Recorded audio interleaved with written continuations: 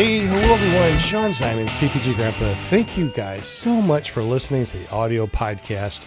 If you are able to, make sure you go over and watch us live at iflyparamotors.com. That forwards over to my YouTube channel. And every Monday night, we have a live show. We get a guest. Tonight's guest is Kris Wheeler. And if you don't know him, we have actually had him on the show. I think it was episode 31 a long time ago, a couple years ago. And they've been doing a lot of cool stuff over at Paraswag USA, and they got some really cool things in the mix. So this is going to be a great episode. One of the cool things that Kris is going to be talking about is going over to Colombia, staying in his resort, the Paraswag USA. I don't know if it's all connected or not, but he's got a resort. You just bring a wing, bring yourself, go over to Colombia, which tickets right now are less than $500, and he hooks you up with free flying. If you've never free flown before, they actually can train you to free fly. If you just want a motor and you're a paramotor pilot, they provide the gear for you to go out and fly. How awesome and amazing is that? So I will be going to Bad Apples this year, which is only in a couple of weeks. Cannot believe it's May of 2022 already. I mean, where's the time gone?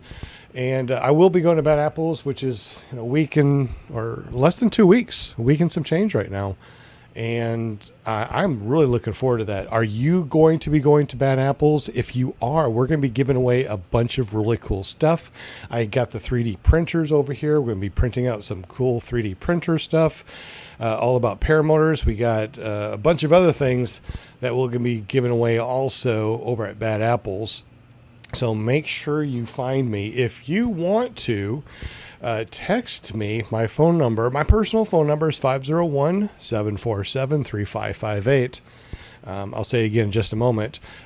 Just text me and say, hey, this is whoever you are, and I'll send you some stickers if you want. So you don't have to be present for the live show to win stuff. Just text me at 501-747-3558. Let me know your name and your mailing address, and I'll send you out some stickers if you're going to be at Bad Apples, or if you just want to talk about paramotors. I'm all about talking about paramotors, as you know. I mean, look how long I yappity-yap about paramotors.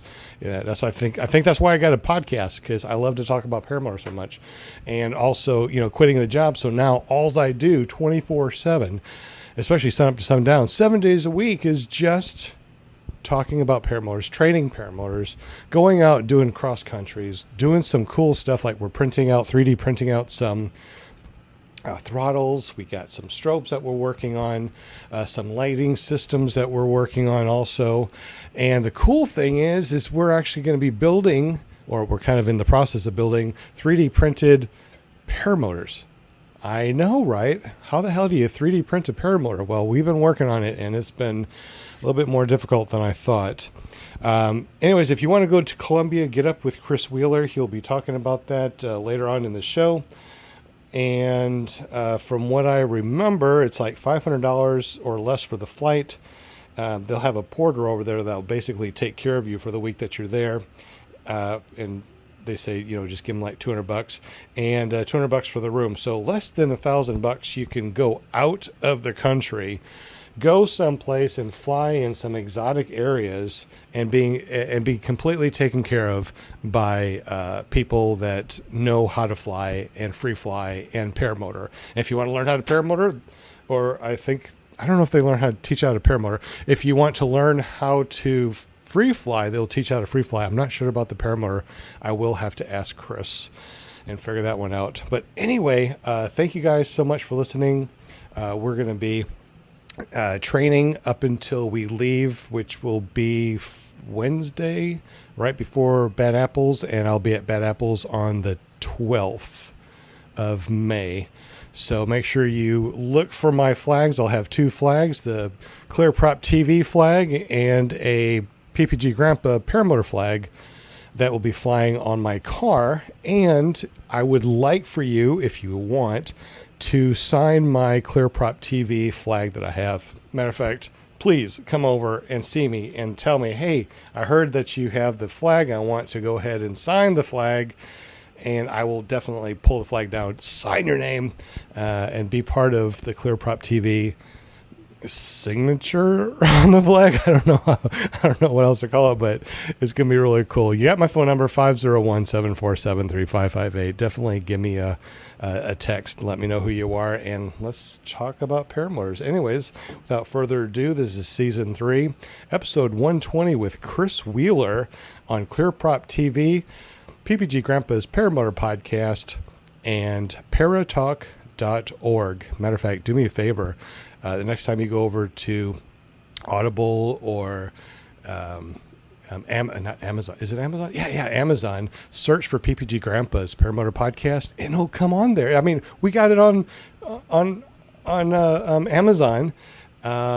We also got it on Amazon Prime Music, so you can actually listen to us on the music podcast. It's just awesome. But once again, thank you guys so much. I appreciate y'all. And here we go with episode 120 with Kris Wheeler. Let's see what that says. The cop says, what happened to the perm? Oh, I got the perm. I just took a shower and I slicked it back. Jennifer says, LOL, you took my line. Howdy, y'all. Yes. Bill H is in the house. Jim, Jennifer, thank you very much for joining us. Bill H is in the house too. All right, so we are ready to rock and roll.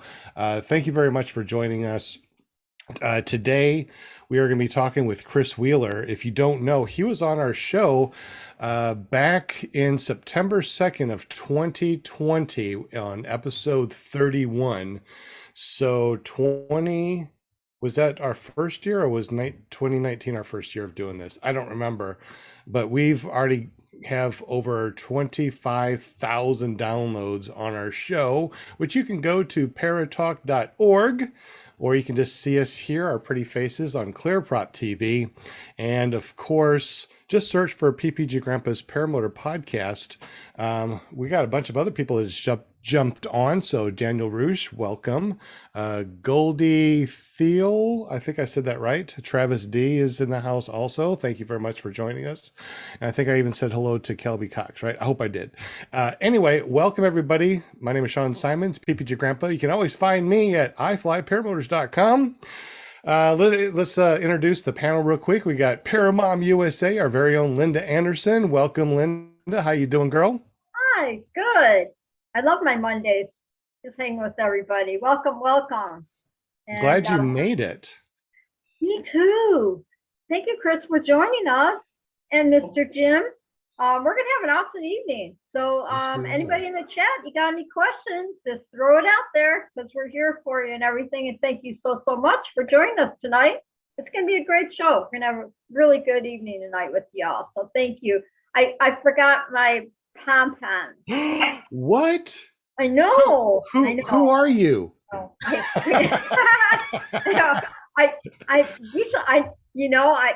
I never forget anything, so I don't know what happened. It's all right. Just flip your hair up and down. That'll be your pom-poms, right? There you go. There you go.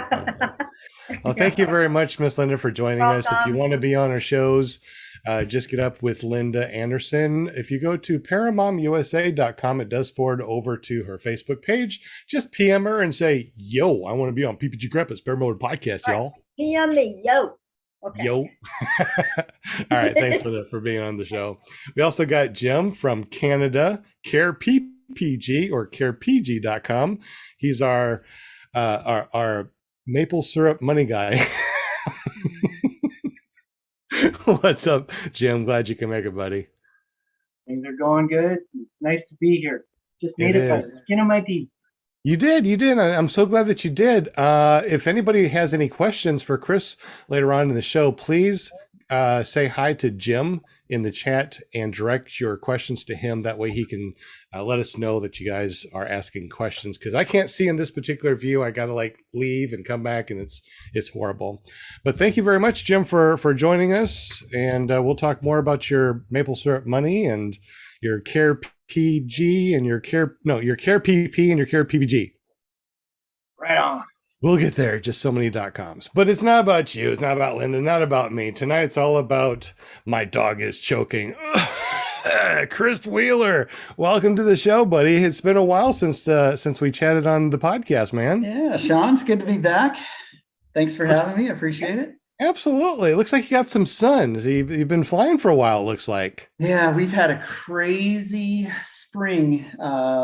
We literally have gone more than 30 days in a row with no flying. So last 2 nights here, we've been able to fly. So I've been taking full advantage of it. So yeah, it's Absolutely. nice. Yeah. Absolutely. Well, for those of you out there that don't know Kris, if you can tell us a little bit about yourself, your background, your company, and how you jumped into paramotoring, it'd be great to get people to remember all that. If you don't, go back to episode 31 and listen to that whole thing. It's great. Then come back to this one. So I got into paramotoring through videos, like most people, just, I saw a video of it and I was like, oh, I got to do that.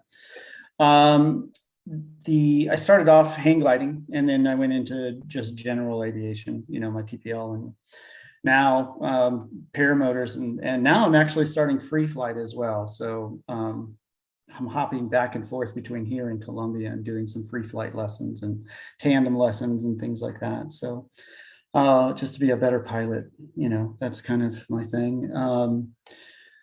I guess that's about it. Well, tell us a little bit about your company. Which one? So I have a few. Software is generally how I pay the bills and put bread on the table. So I have a software company and also do some systems management, computer, IT, nerdy stuff. I partnered up with Mark George at Paraswag USA. So, which we import and retail paramotor things, actually pretty much anything and everything you need as far as paramotor gear goes.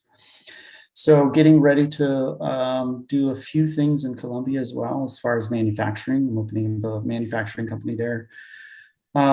Experimenting in the restaurant world. I might be opening some restaurants there. And some exciting news, I'm actually starting to do tours there as well. So, I mean, this is epic. This is like, we're talking flying over the Caribbean, over national parks that the rest of even the citizens can't go in, and we have the rights to fly over it. So we've already locked down a resort that's going to be housing everybody while we're there. So the idea is this: you just show up at the airport with your wing. You don't even need to bring clothes. You don't need to bring toiletries. You just show up with your wing.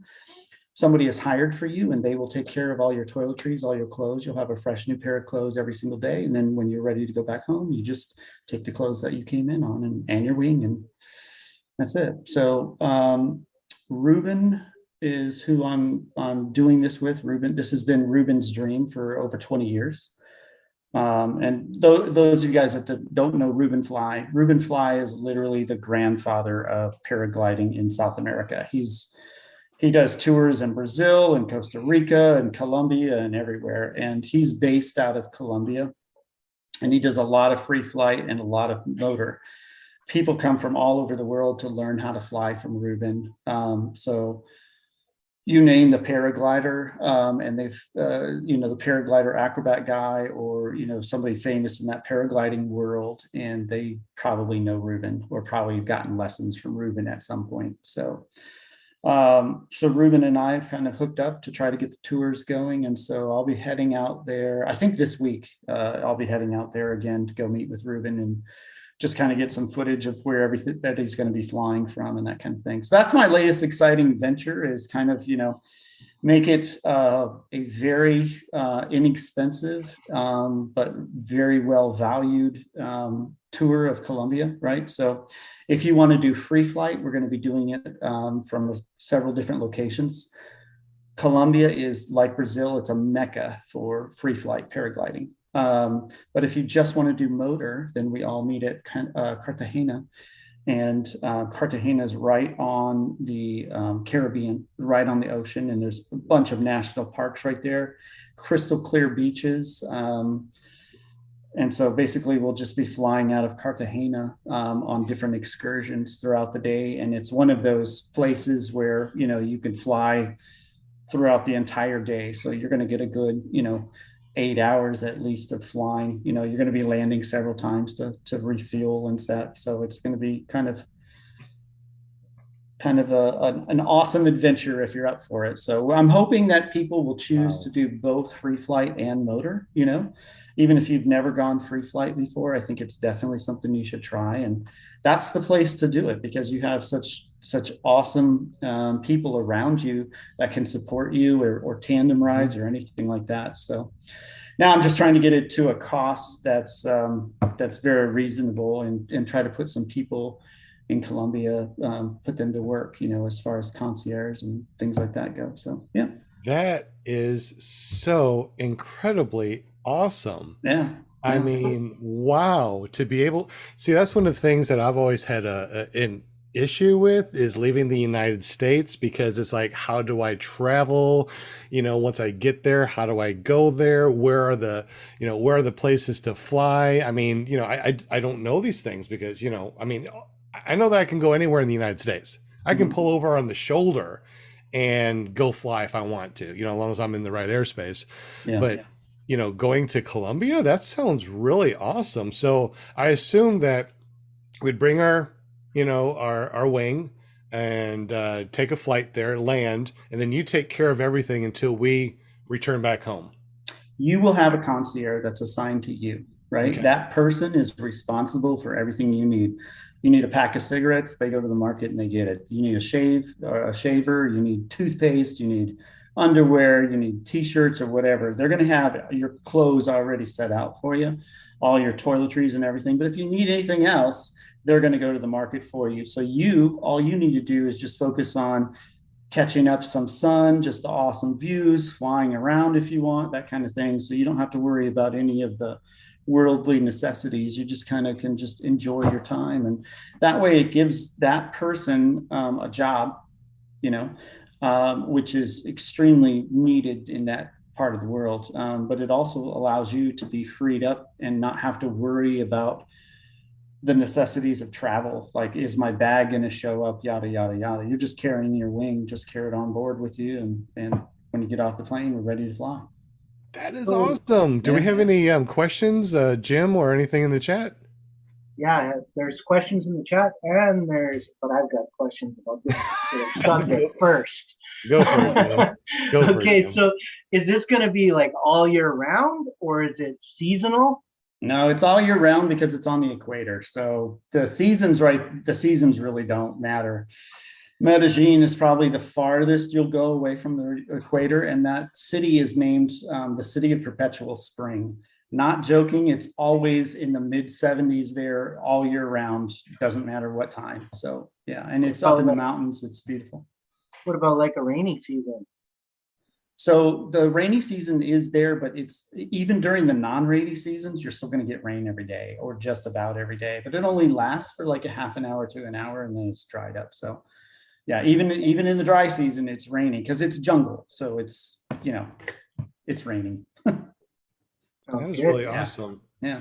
Real quick, is there like a certain amount of time that we can go there, or can we go there for like a week, 2 weeks, a month? I mean, it's up to us how long we want to stay there. Is that correct? No, I mean, it's really up to Ruben and the staff. Okay. I'm still trying to finalize all the details. We just finalized the resort and getting permission to use the resort. We also, and when I say the resort, we're actually taking over it, right? It's a very small resort, but we want it very exclusive, to where it's just paramotor pilots and that's it. None of the public is there. We also got use of a house that's in the middle of the ocean. Like you got to take a boat to the house. It's far out. But the tides are so, or the water is so low that it's you'd have to see it. Once you see it, you'll understand. And that's kind of just a rest area. It's not where we'll sleep or anything, but we got use of that as well. So we could fly to this little private island, have a good time, and then fly back type of thing. So we're just trying to figure out the logistics as far as space and that kind of thing, and how many people we can actually accommodate. So that's where it gets a little bit expensive for us, because if we have 4 people coming in, that means we've got to have 6 full complete gear ready to go, right? So because something's bound to happen. Somebody's going to butt land or something, bend a frame or whatever. So we've got to have, for every 4 people, we've got to have an extra 2 units ready to go, just in case somebody takes out something. So we're still trying to get the logistics of it and how many days. We think it's going to be somewhere between 4 and 6 days. So. Oh, that's going to be really cool. That is really awesome. Yeah. So there was a question about this particular thing. Is free flight experience required? No. So the good thing is people actually go to this guy just to get trained. Every single instructor in Colombia has probably been trained by Ruben at some point, right? He's literally like, it's hard to explain, but Colombia and Brazil and that whole area is kind of like a cartel of paragliders, right? So everybody knows everybody works with everybody. So, and your instructors and your trainers are so good there. I mean, they're the best, really. They are so good that you will be evaluated, and you can just look, it's at your pace. If you want to learn how to paraglide, great. If you don't even want to touch a paraglider, you just want to be motoring, great, stay in Cartagena. If you want to learn paragliding too, we'll have flights between Cartagena and Medellin, so you can go and experience free flight as well. It's a great place to learn free flight because the area is extremely vast. The thermals that come up are not violent. They're very mild just because of the area, and they know where they are. So there's always a place they'll tell you, okay, if you go here, you're definitely going to get a thermal. And you can see as you stand on the hill and watch everybody fly that they go from thermal to thermal, and they're known where they are. So it's a great place to learn, but if free flight's not your thing and you just want to motor, then that's up to you too. So we're still working out all the logistics and what we're going to offer, but it's going to be something around there. If anybody has suggestions, we're totally up for it too. So, is there a website that we can check out and find out about this stuff? Nope, not yet. We're probably still 5 or 6 months away from allowing people to come in and actually do this. There's a lot of setup that needs to be done still. So. Awesome. Are you gonna have like a fly-in over there once a year that people just come all over and like Bad Apples is coming up? So the beach that we have, so we've got an entire beach, and the beach is very, very long. When I say long, I mean from where the foliage stops to where the ocean starts is extremely long. It's almost like San Luis Beach in Galveston, if anybody's been down there, where Fabrizio trains, right? It's like extremely long and wide beach.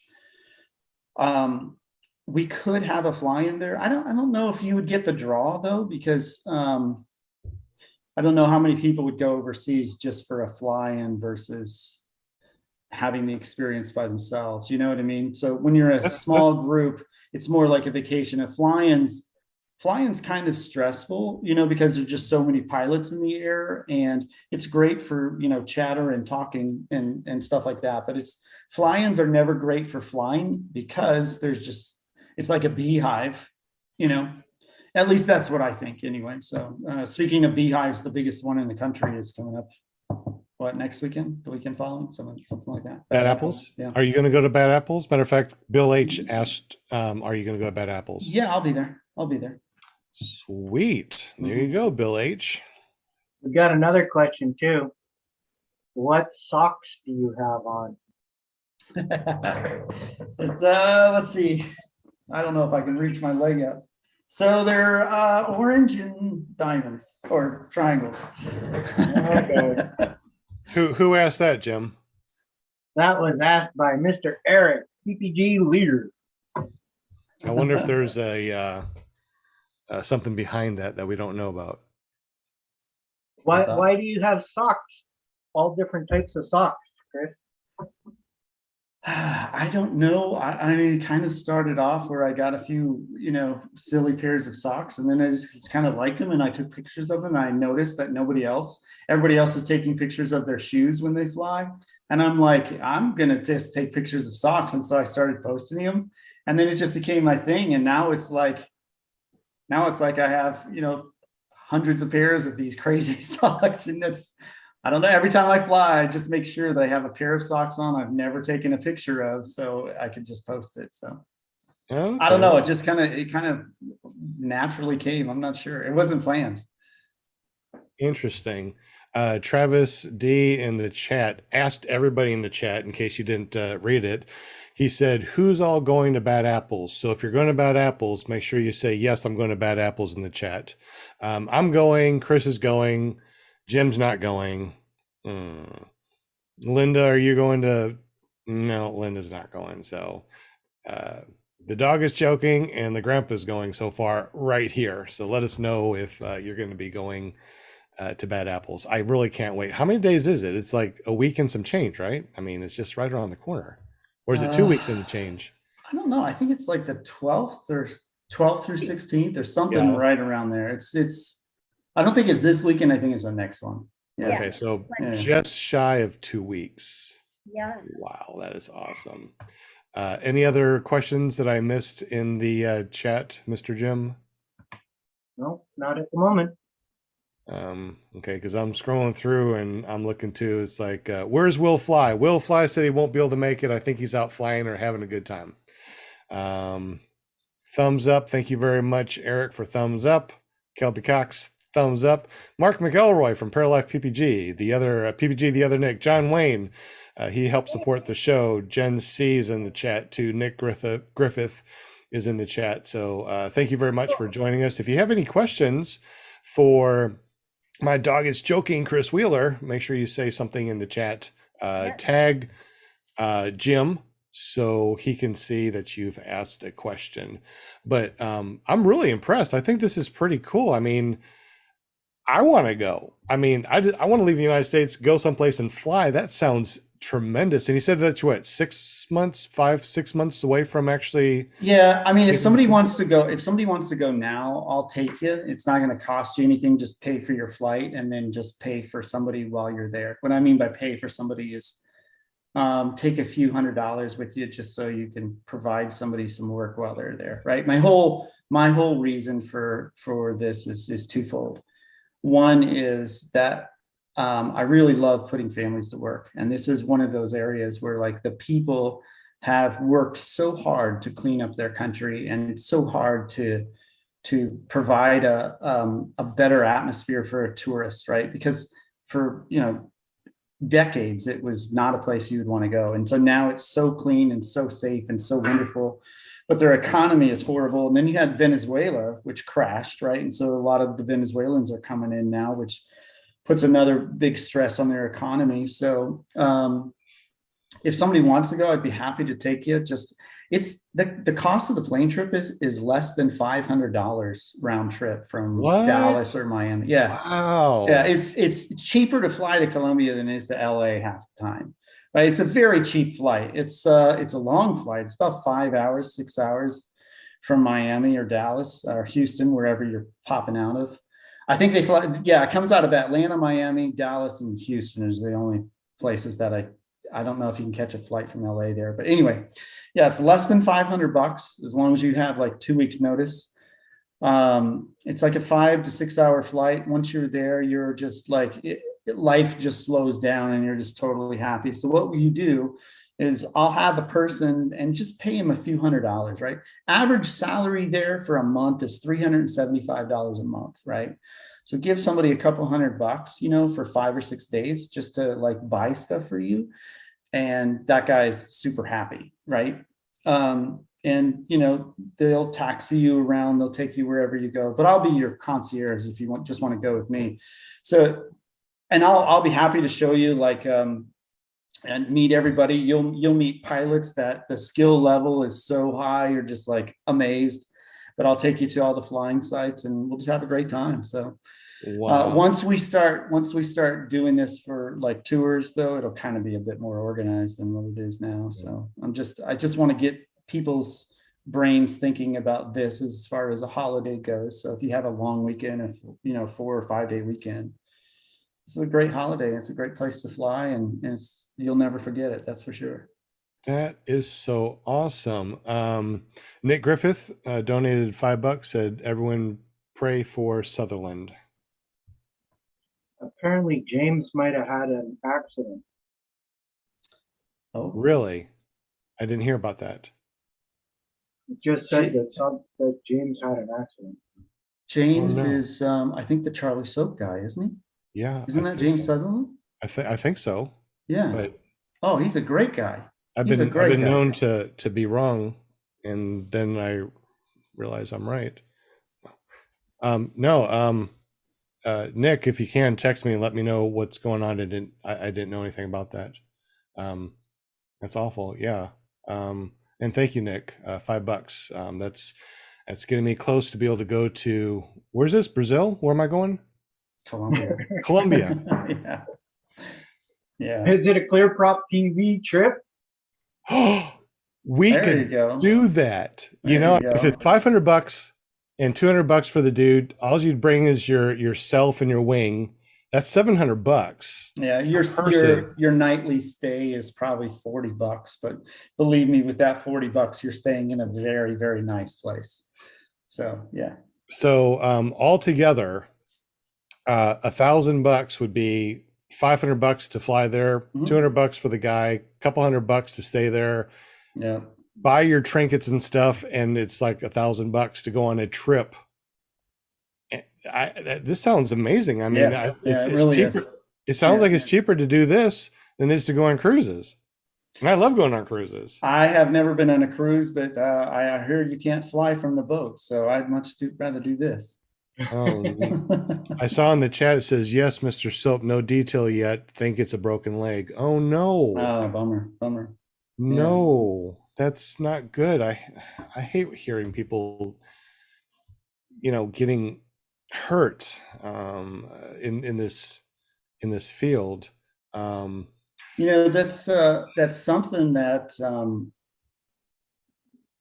is kind of something that really bothers me about the paramotoring community, is that everybody is hyper safe. Hyper safe doesn't make for good pilots. This has nothing to do with James Sutherland. I know that guy's a great pilot, great guy too. I think he's on a trike now too. In fact, I think he got a brand new trike fairly recently. Yeah, we just had him on the show not too long ago. So that's but so what I've seen in this community is that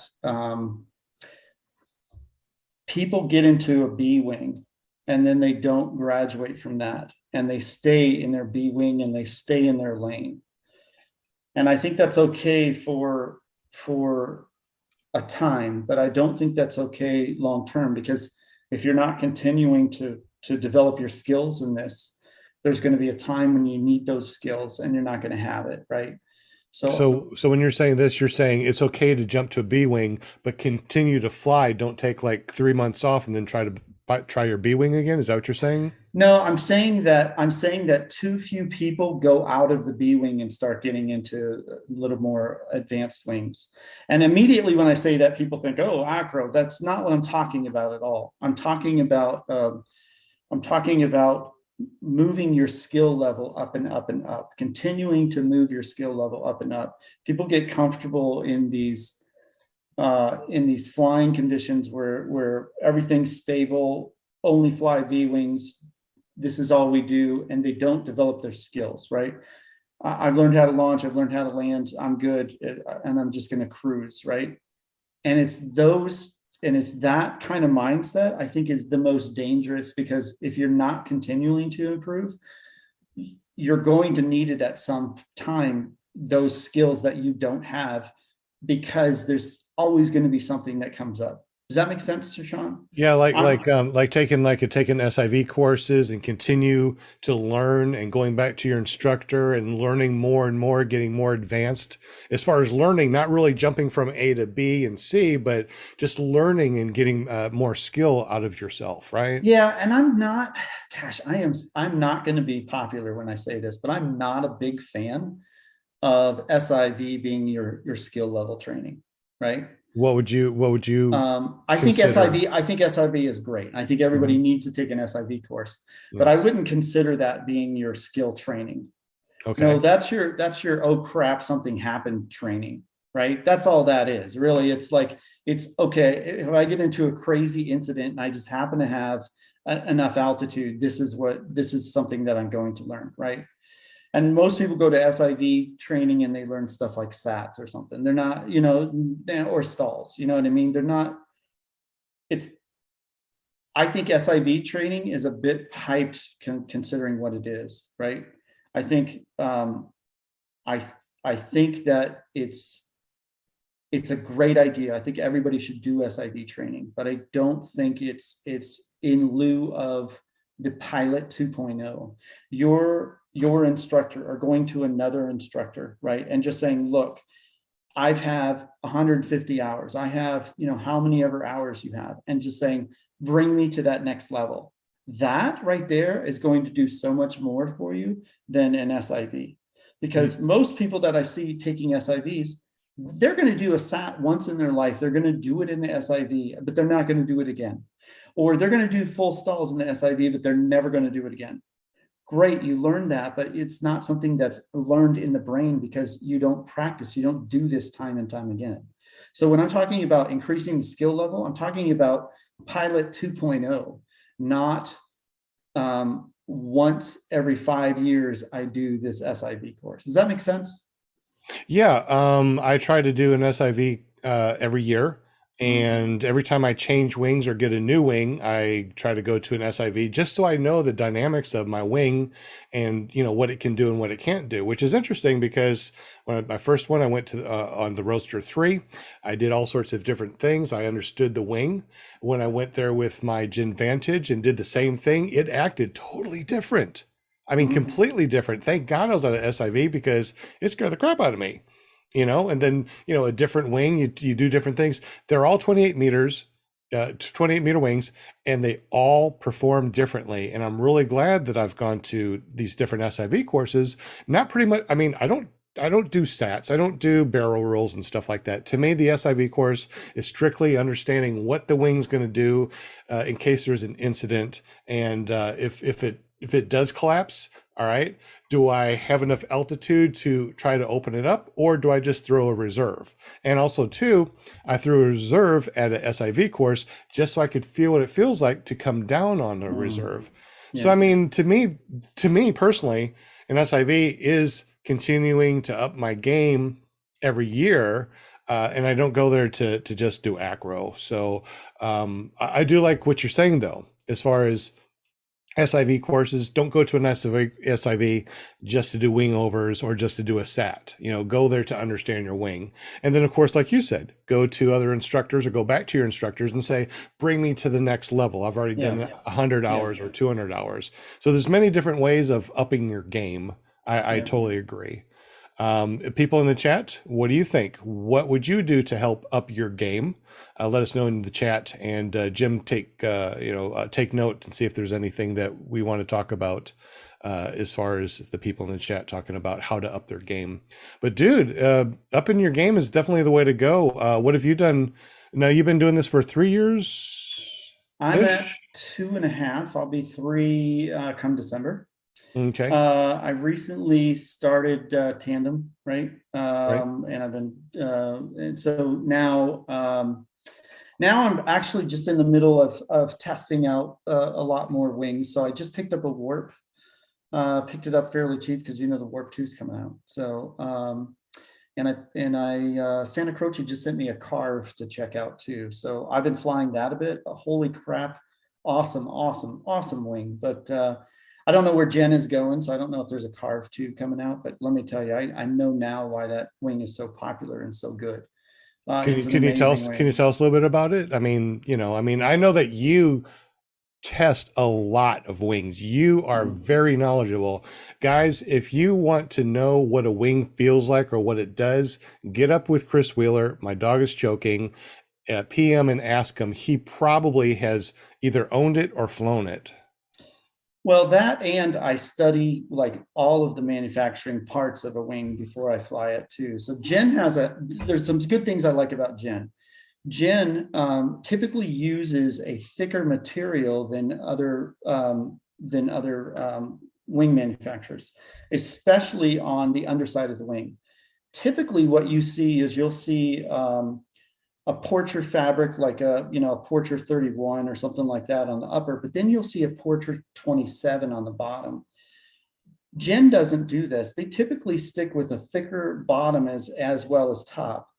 Real quick, portrait. Okay. Can you tell us about that portrait thing real quick? Okay, so Porcher is a manufacturer of ripstop fabric, right? So there's Domenico, and then there's Porcher. Porcher is a French company. More Porcher is used than Domenico. Domenico is out of South Korea, just so you know. There's also a new one coming out of China. If anybody's tested out those Da Vinci wings, right?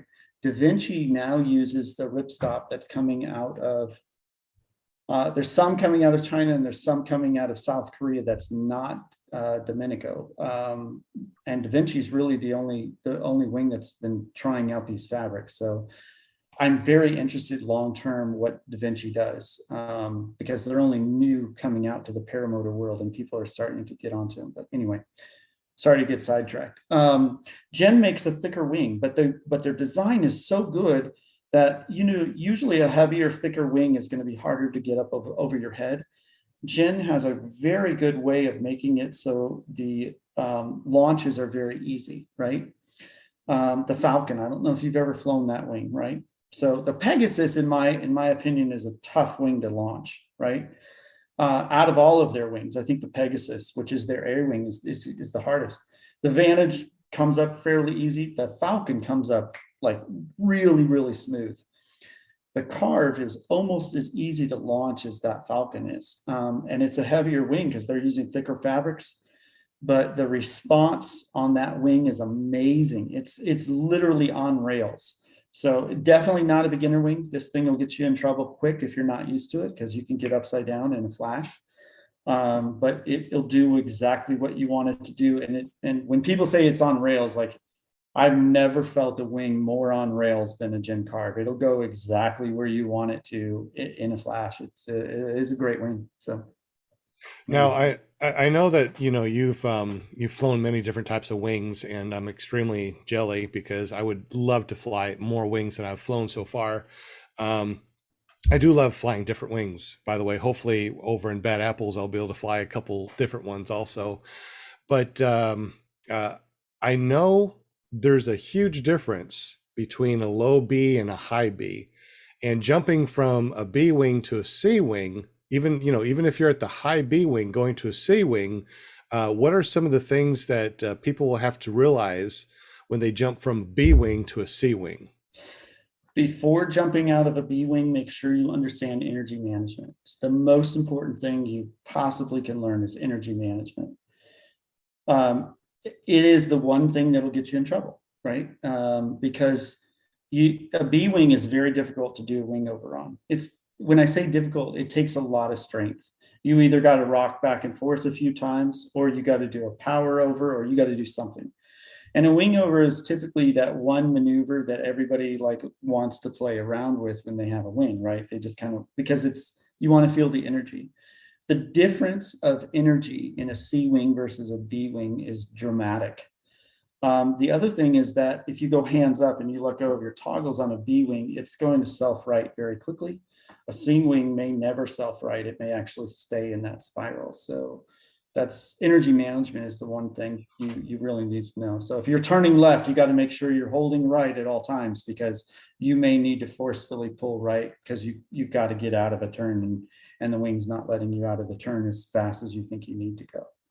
So I love going from a low B to a high B. I can definitely feel the difference. I haven't flown a C wing.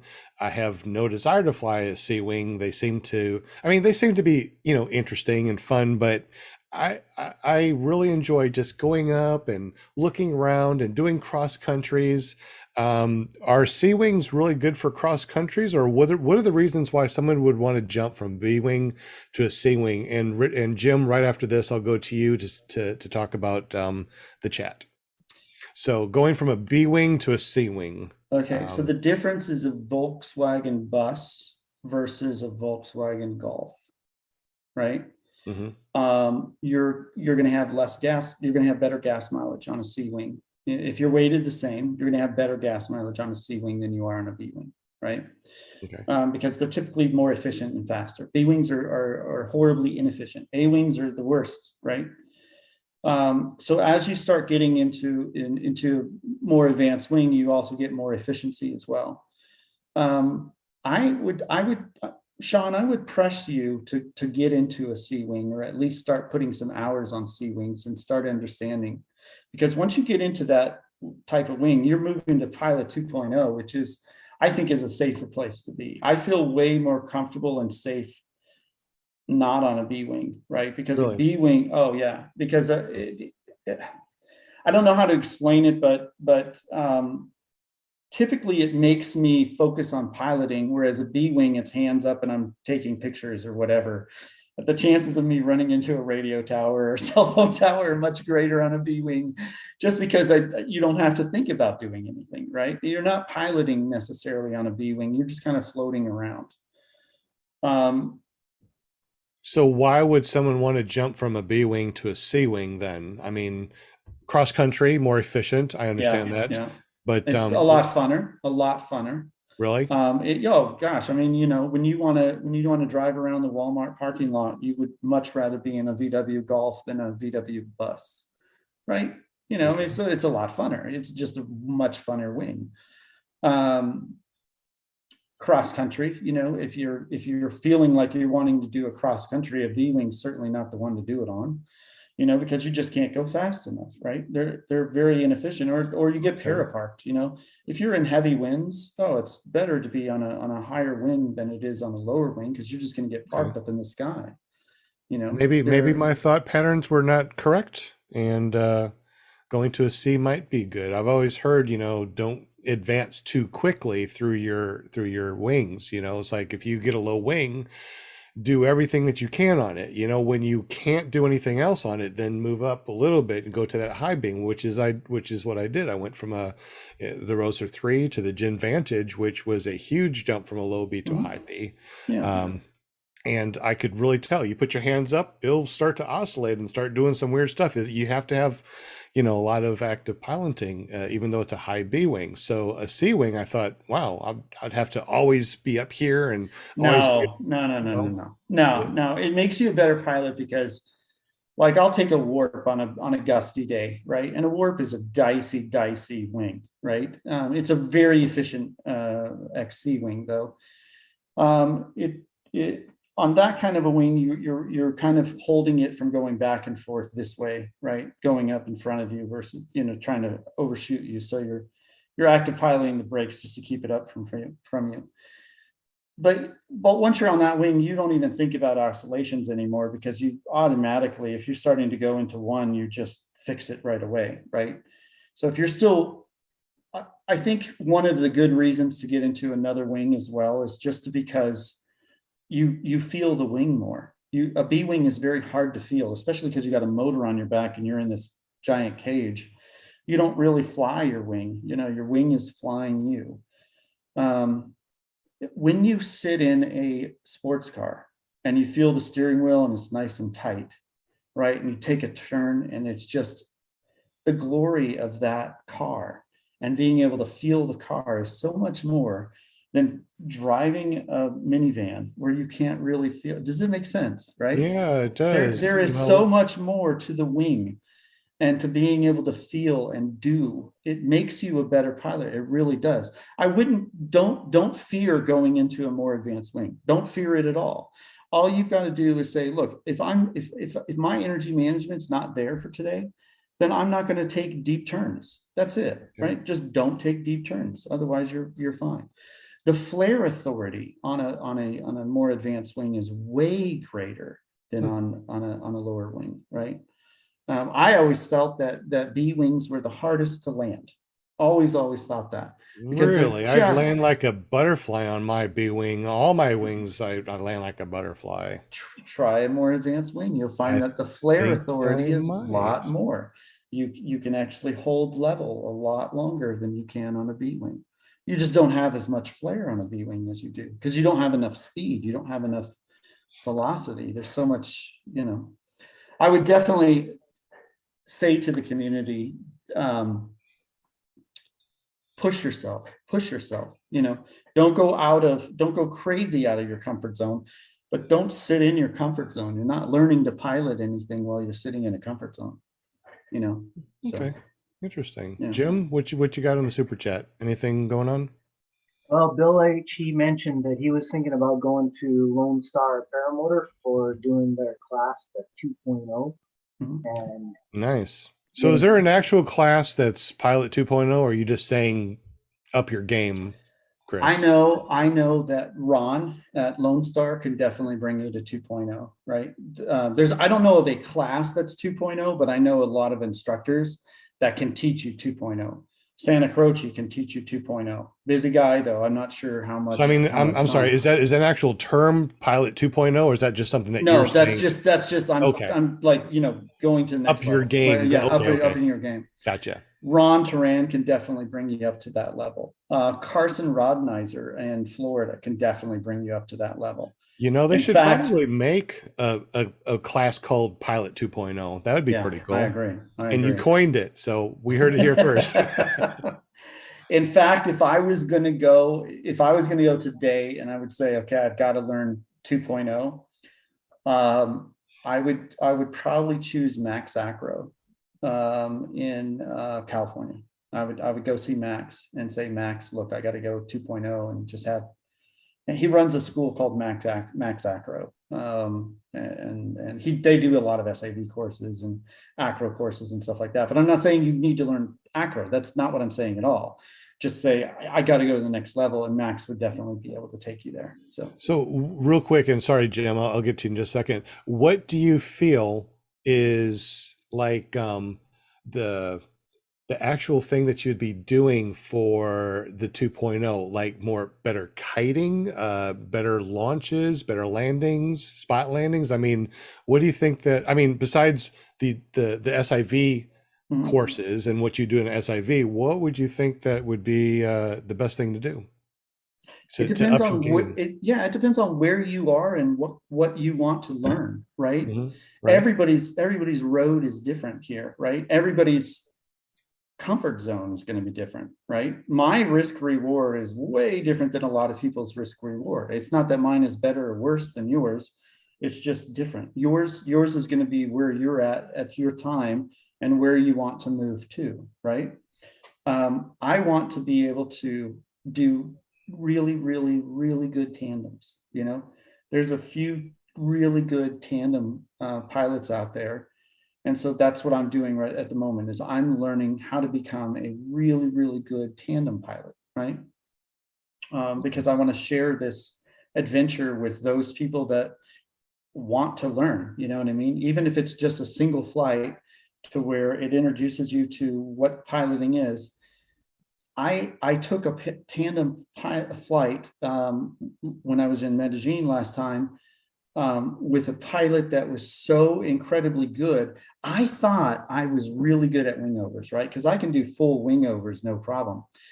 He showed me some very minute things about timing and pulling and timing that I would have never learned if he wasn't sitting behind me, also grabbing that brake line and pulling it with me. So for me, it's just the little tiny stuff that makes me a better pilot, how to care for that passenger in front of you, how to, if it's for you, if it's landing, if it's taking off, somebody showed me how to do power launches, and now I won't launch without a power launch. It's like my natural go-to. And I find it's a lot easier to launch because I'm just a lazy guy who's kind of old and I don't want to run very far. I must be doing that too, because I even in nil winds, 10 steps, maybe 12. Yeah. And it doesn't take much. I mean, so how do you do I'm sorry, Jim, but how do you do your power launches? So I lean forward at an angle so that the wind does not hit the wing, right? I take 2 steps back. I don't step all the way back to the wing, but I take a couple steps back, go full throttle. I let it off. And as soon as I feel that it's at 60%, that's when I put my hips up and start running. So I start running with 60% push. And then as soon as I let go of the A's, it's back on the power. Okay, that's good. Yeah, so it's all timing, and then just my whole thought is the sooner I lean back, the sooner I'm in the air. So because when you're running, the sooner you can get those shoulders as far back as possible, the sooner you're going to be up in the air. So yeah. So basically what you're saying is you don't have to go to an SIV course to up your game to be a better pilot. You can go to the 2.0 by doing things like the power takeoff. So you're not running, half a block to get in the air, to go up, 500 feet, kill your engine and do spot landings to nail in your spot landings. So I understand what you're saying. But we don't learn in a vacuum.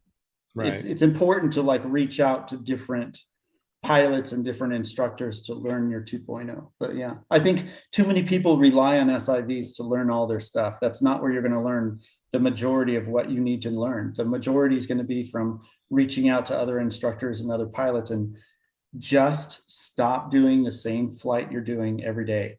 Do something different, learn every single time. So I like that. It's really good. All right, Jim, sorry to keep on talking and asking questions. What do we got going on in the super chat, Jim?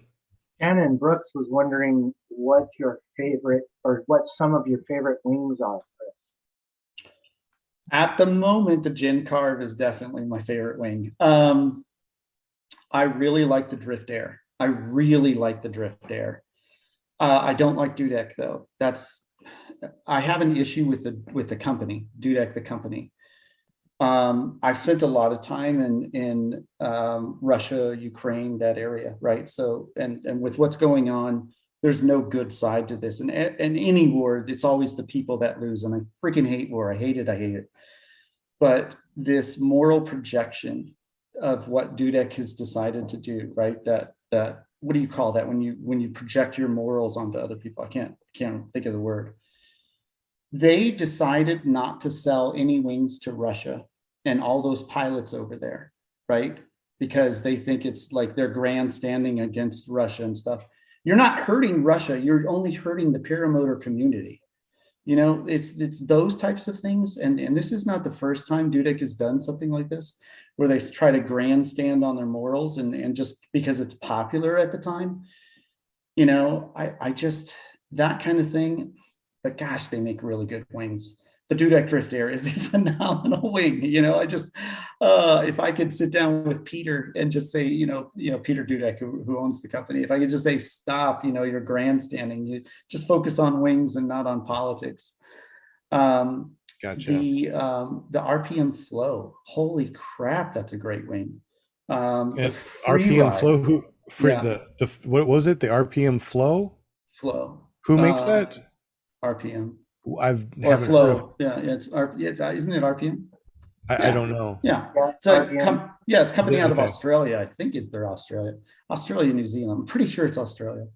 Okay. Freeride has always been a great wing, right? Freeride's a standard. I'd like to see them come out with the Freeride 2.0 because it's getting a little long in the tooth, right? That wing's been around for a long time, but that's a great wing if you're weighted right on it. If you're not weighted right on it, it can get dicey real quick. I think, those are probably my favorite wings at the moment. So I just picked up I haven't even flown it and I've owned it a couple months. It's called a Game Mark II. Yeah. Mm-hmm. I'm very excited about flying that one. Because it's a free flight and motor wing. I'm also excited about the F3 from APCO, which I haven't flown yet, but everybody's telling me to fly it. It's a high B. It's and then they have the F3 Buy, which is made specifically for trike. So I've never flown those two. So yeah, excited to try out those as well. Okay, we're rolling up at 8 o'clock already. I can't believe we've been talking so long. How long do we have you tonight? I've got no plans. This is it. There's too much wind outside and the sun is setting now. So okay, I couldn't fly. So we actually have a lot of people that just jumped on because they went out flying, they landed, and now they're on the show or they're on the super chat. Can you tell everyone real quick all the plans that you have for the vacation of a lifetime that we talked about earlier? Okay, so we'll repeat it. Okay. Basically, the idea is to show up at the airport with a wing, fly into Colombia. Somebody will meet you there, and they will have all your clothing and your toiletries and everything for you. Basically, it's just a flying into Caribbean, and then when you leave, you just pack up your wing and you put on the clothes you came with, and there you go. So you no need to bring a suitcase, just bring your wing and fly Colombia. So and it's cheap too. Round trip flights are, $500 or less. So, So basically, when you get this all taken care of in about 5 or 6 months, we'll be able to go there for a weekend, $500 for the flight, $200 for the porter, $200 for the room. So basically, less than $1,000, you can go on a trip of a lifetime. Yeah, when we get the whole thing going, we'll make it as a package deal. So Mhm. presently, if anybody would like to go, I'm heading out this week to go. And then I'm coming back for Bad Apples, and then I'll be heading out after the 20th. So somewhere, mid to late May, I'll be heading out again. So if anybody wants to join me for, just either free flight or motoring there, just let me know. I'd be happy to take you and show you around and get a concierge for you. And it's fairly cheap. So for $1,000, you can fly the Caribbean or whatever. It's awesome. So, and all we do is show up with our wing. We don't need to bring a motor. We don't even need to bring clothes. You'll have clothes for us and motors and everything, or free flight. And if we don't free fly, you guys are able to teach us to free fly. But if we just want to do motors, you guys have motors. We can go motoring around, right? Yeah, when you say you guys, it won't be me teaching you to free fly. I'm learning myself. I'm Right. definitely not an instructor in that. So, but yeah. So So you choose whether you want to do free flight, motor, or both. But all the equipment's there, ready to go. So we plan on having this as a package deal. So so it's all just wait. Yeah. Are you going to have like a specific .com website that people can go to? Is this part of your My Dog is Choking?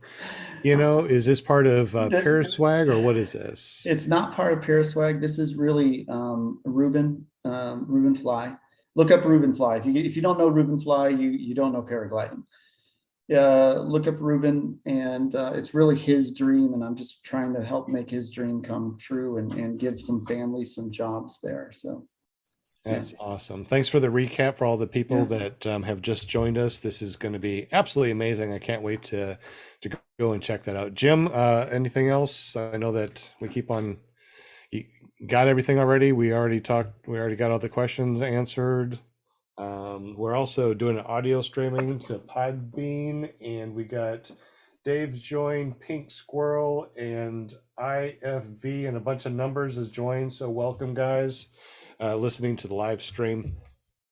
Hey, there might be a question.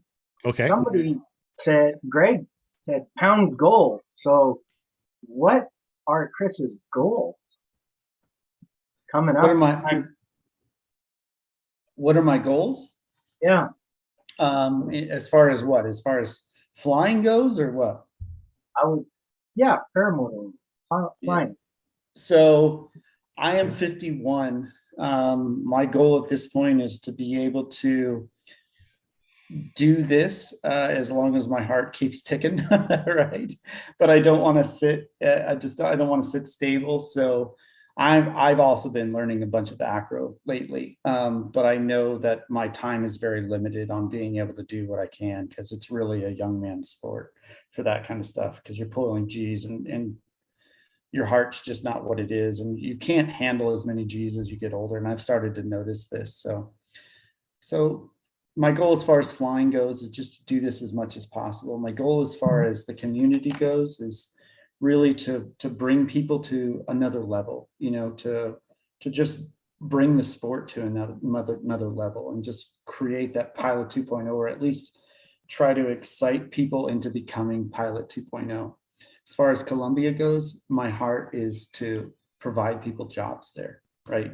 So it's why I'm opening manufacturing there and that kind of thing. It's just because not only is it much cheaper labor, but I know that I'm affecting a family in a way that's like, life-changing for them, versus somebody here, it's just a job. So yeah. Awesome. Yeah. Mm. Jim, any other questions that you see? Oh, There was- lighted prop, by the way. You guys know about the lighted prop? Yeah, can you tell us a little bit more about it? Yeah. So we're starting to go into production on the lighted prop. If you Okay. haven't seen this, you got to check it out. If you I've don't know what seen I'm it. talking about, Awesome. look at my channel because I have several videos on the lighted prop. We're getting ready to go in production on lighted prop, but we need to know how many to run for this, right? So if you're interested in one of those lighted props, let us know at Bad Apples or shoot me an email or something. Just get on the list because that first production run is going to be fairly limited. But I really need to know how many for that first run to go. So how are people going to get up with you and ask to get that first run? How do we do that? actually, a better way is to hit up Mark George. So just go to paraswagusa.com. I think his email is mark@paraswagusa.com. Hit up Mark to get on the list. That's a much better way actually than hitting me up. He's probably more organized than I am. So I put your YouTube channel in the super chat. So yeah, if you guys want to go over to My Dog is Choking, Kris Wheeler's YouTube, there's the link in the super chat. Let's see. I think I saw something about, okay, there it is. Bill H. Does he have a VIP spot at Bad Apples? Mark probably does because I think Paraswag is a vendor there. Pretty sure we are. But that doesn't mean I do. So I probably won't. And I'm hoping that I can get there before Friday. I'm probably going to be stuck somewhere in a pretty crappy place. You know, that place is going to be packed. You know it is. I mean, remember last year, Sean, how packed it was? It was really packed. Oh, gosh.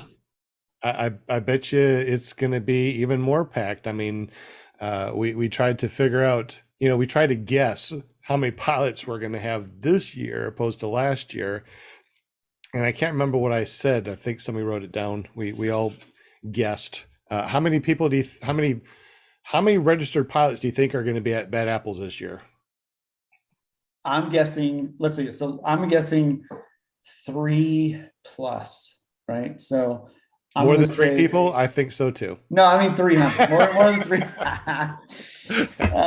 Yeah, me, you, and who? Me, Yeah, and just Jim me, will be you, there. and We're Mark. done. That's it. That's all it's going. I think it'll be 300+. I really do. Yeah, Yeah. I think so too. So Mark, he just put it out there that you guys are going to be giving away a lighted prop at Bad Apples. Oh, that is true. Yes. What? They're going to give it away?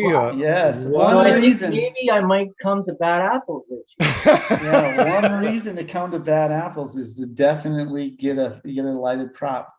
That would be awesome. First run on these, by the way, they're expensive, and we're trying to reduce costs as much as possible. Nobody's making money on this. They're going to be like $750 to $800, so it's quite the prize if you could win one of these. Is it just like a Helix prop or an E prop or something like that? It is a Helix prop. Is it a certain Helix prop. size or different sizes or what? It's a 125 Okay. size. There's a reason we do that size. It also comes with the hub and the controller, right? Which is where all the electronics are, battery and all that stuff. It's Bluetooth to your phone with an app. There's also another controller that we're coming out with, so you can actually order either controller. And I think the other controller is a pro controller. Mark will know more about this, but it is Wi-Fi to your phone, and it's a totally different app, and you can set playlists and everything on it. So it's kind of cool. Yeah. Wow. Set a playlist to your prop. So what it plays music through the No, it plays different light shows. You can set what the lights are doing. Right. Yeah. Okay. So if I wanted a 140, you'd have to custom make it. It'd be more expensive, or it has to be a 125. We won't make it. There's a reason why we're sticking with 125s now. We'll go to 130s as well, but there's a lot of QA process in this, and that process is timely, expensive, and everything else. So for right now, it's 125s. it's a novelty prop. It's not like, your everyday flyer, you know what I mean? Nor do we think it should be your everyday flyer, because if you break one, they're kind of pricey. So that's why we're focusing on 125s, because they're the most popular size prop. So Okay, well that makes Yeah. sense. Yeah. That makes sense. That's pretty Yeah. cool. Yeah, I'd love to get one. Now it has that quick release hub, so you can. No, it's No? got its own special hub that you have to use with it because of the electronics. The hub itself is actually lights up too. Okay. Yeah. So we'd still use our own spacer, No, right? No? So no, okay, so you may need a spacer depending on if you need to move your prop away from your motor, but that's the only spacer you would need. You wouldn't need any other spacer. But okay. when you look at the hub, go to Bad Apples, look at the one that Mark's got, and he'll show you the hub. And I'll have one there too, so you can kind of see whether or not you need to space it out. I guess you would if you're presently spacing your helix prop out, then you would need to space this one out too. So Okay. yeah. All right. I was just double checking. Anything else in the super chat, Jim? Yeah, is there a particular engine that the prop is for, or are there multiple engines that it works with? Moster 185. Talk to Mark if there's anything else. I don't know if it works on HEs or anything else. I know it's good for the Moster 185 though. Sure. Yeah. Well, it's one of the most popular engines, right? So Yeah. I'm sure we can get them made for other ones, as long as the size is the same.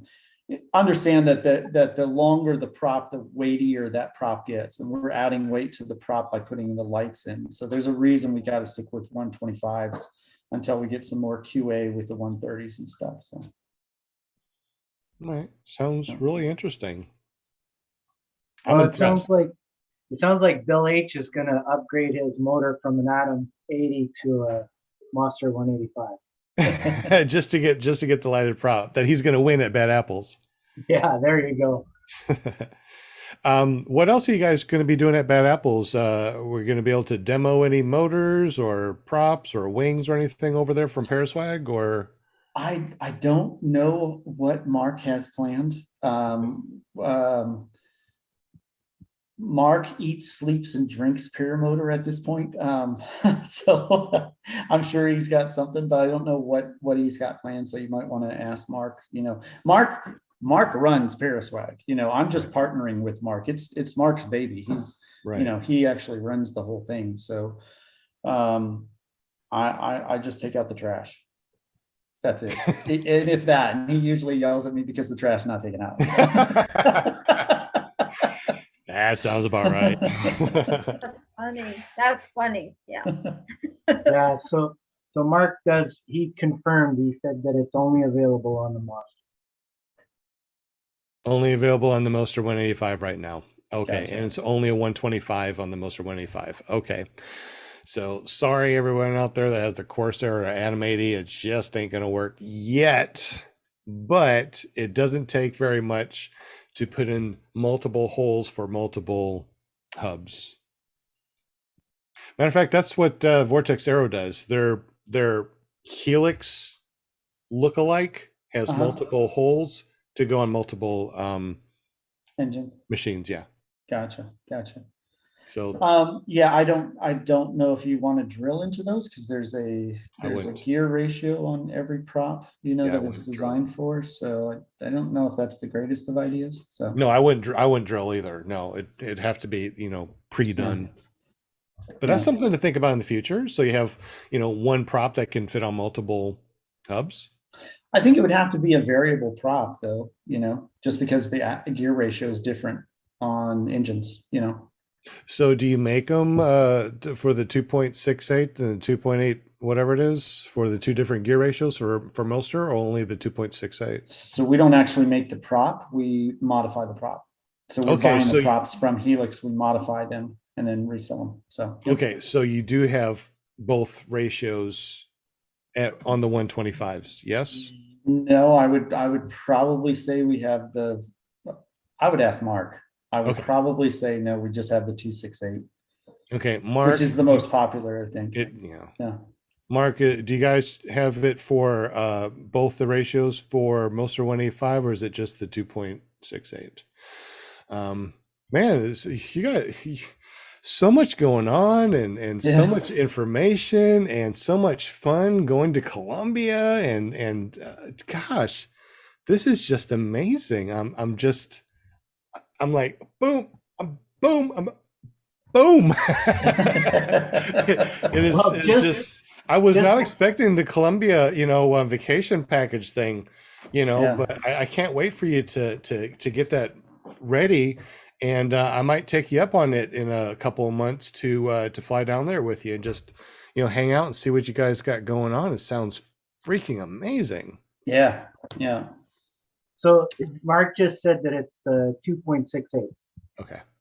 And sounds like there's going to be entertainment at Bad Apples as well. Luis is planning to wrestle Mark for the prop. Ooh, Deweese Milstead? That's going to be great. Is that who it is? Deweese Milstead that says something? Okay. Got the wrestling outfit on. That is awesome. Official mud wrestling for a prop. I love it. That's cool. You know what? We should create a pool and put some Jello in there, make it really entertaining. And make Mark wear a bikini. Yep. Great. I don't know if anybody wants to see that. At least just a Speedo, whatever. I mean, Mark is like, oh my God, really, Sean? Well, if you don't do the Speedo thing, how about you get $1,000 in cash and fly over us and dump all that cash out? Like they do at the Crazy Circus one. There you go. Was that circus one? Flying Circus. Arizona Flying Circus. Yeah, just like the Flying Circus. Absolutely. Which I need to go there eventually. Any other questions or comments or anything in the super chat? I guess I got to correct it. What she's not actually going to wrestle Mark. She's going to wrestle Jade for the prop. Wrestle Jade because Jade's going to win? Because Jade wants the prop too, and there's so it's going to be a Jello wrestle. All right. I think this is going to be great. I tell you what, in the super chat, if you think that we need to do a mud wrestling or Jello wrestling for the prop instead of just how are you guys going to do the thing? Is it just going to be like numbers and spinning wheel, or how are you going to give away the prop? There's no mention of that. Isn't that up to David Wolf? I don't know. I would ask Mark or David Wolf how they're going to do that. Mark probably has an idea. I'm not sure, but I think I know nothing. Literally, I take out the trash. If the trash is full, I'll take it out. I think now it needs to be a Jello mud wrestling thing. It has to be a Jello mud wrestling. You go from the spinning wheel thing to a mud wrestling or a Jello. I'd rather watch the Jello wrestling. Sounds interesting. I know. Mark is like, oh, Sean, no Jello or mud. Yeah, I don't know. Jello would be good because then you can eat it afterwards. It'll be the drawing at the pilot's briefing. That's what Mark George said. I don't know, Mark. I'm still thinking Jello. I think it needs to be a Jello. Multicolored Jello. Yeah, for multicolored prop. Yeah, there you go. We may do an auction for Resurgence. I think also too that we're going to try to bring, as far as ClearProp TV, we're going to bring a bunch of things to give away also over there. So we're probably going to have a little area for ClearProp and us, and just kind of, between us and everyone there, if you want to, we're going to give away things. I'm not sure how we're going to do it, and I'm not sure exactly what we're giving away, but I got some 3D printers printing out some cool stuff that we might just be giving away out there too. So I will be giving away something as well for the kiting war, as long as Sean Netzger doesn't. Yeah, and he already knows that he's not allowed to compete. So, but I still haven't figured out what that is going to be, but I'll be giving away something for the kiting war which I think is Saturday afternoon or something like that. So I don't think they had the kiting war last year, did they? I don't remember it. But then again, I could have yeah, been, you know. yeah, I don't know, but yeah. So for the kiting war, it'll be from it'll be from us as well. So Has anybody done a kiting war before or seen the kiting war? And what does that all involve? so Mark George is also the expert on kiting wars because that's his big thing that he got at second. Minyard took him out at EFD a couple of years ago, and like he's been like, oh, I'm the kiting guy. And I'll give it to him. Like Mark's kiting skills are good, but I think mine are better. Just FYI. Carson Rodenizer, though, I think that guy is probably Matt Minyard's pretty good at kiting too. Yeah, it's tough, but basically you just get your wing in front of somebody else's to block the wind and try to get them to. It's tough, Kiting wars they get they're entertaining though, especially if it's really windy. Yeah, that sounds good. I've been really trying to up my game as far as the Pilot 2.0, as far as kiting skills. So I have to be better than the students, right? So I can't be there and they kick my butt on kiting. I got to like completely show them off. But yeah, I would really like to do that kiting wars. That sounds good. Has anybody in the super chat done any kiting wars? And if you did, how well did you fare? And are you going to do it again at Bad Apples? Hey, Jim, did you catch to see how many people were going to go to Bad Apples this year in the chat? Oh, I didn't count. There was quite a few, but That was your only job, Jim, is to that count. was my job. Oh, jeepers! I'll go back. No, don't worry about it. Don't worry about it. Just messing with you. So yeah, you got a lot of interesting things going on, Kris. And for those of you out there that don't know why this guy says my dog is choking and that's his handle, I go by PPG Grandpa. He goes by my dog is choking. Linda goes by Paramom USA. Jim goes by maple syrup smelling good money. But why? No, not really. But why, Jim, or why, Kris, are you going by my dog is choking? Obviously, I already know, but for the people out there that don't. So in my family, I've taught my kids to test everything. Doesn't matter who says it. If it's your pastor, if it's your teacher, if it's your friend, if it's your parents, doesn't matter. Just test everything. Always don't believe everything just because the authorities say so. Test it, prove it to yourself. So feed it to the dog. If the dog chokes on it, then that's not for your consumption. So my dog is choking. Basically, I don't buy your BS is what it means. Gotcha. So if somebody says the world is flat or the earth is flat, you got to go out there and test it and see if it really is flat. So I put that in front of my kids. They had to prove that the earth was flat or was not flat. They couldn't do it. It's tough to do, but so I showed them and I taught them how to do it. There is definite ways that you can say what is the shape of the earth, but I had them test it, and that's a good one actually. If you have a teenager, that's really, really good. Because don't use videos, don't use pictures. Prove it to yourself. How do you test this? And they'll definitely learn something along the way, which is very good. So. Absolutely. And it's interesting too, it's like, you can be a blind follower on anything out there. Mm-hmm. You definitely have to figure out, on your own, test everything and prove it to yourself by not using, Mr. Google, because he's not always right. And I don't trust everything that pops up on my Facebook. Or Mr. Wikipedia. Yes. Exactly. Yeah.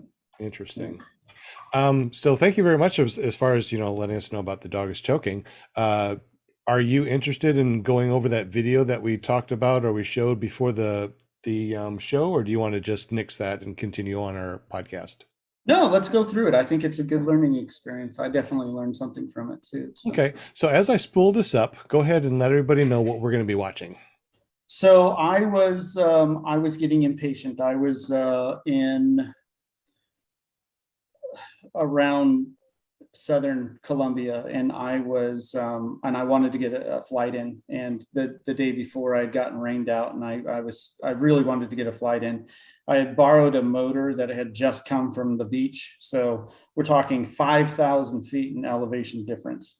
I didn't adjust the carb. I told myself to adjust the carb, but I skipped my pre-flight in order to just get flying. And the one thing I needed to do was check that card, because right here is where I get a motor out.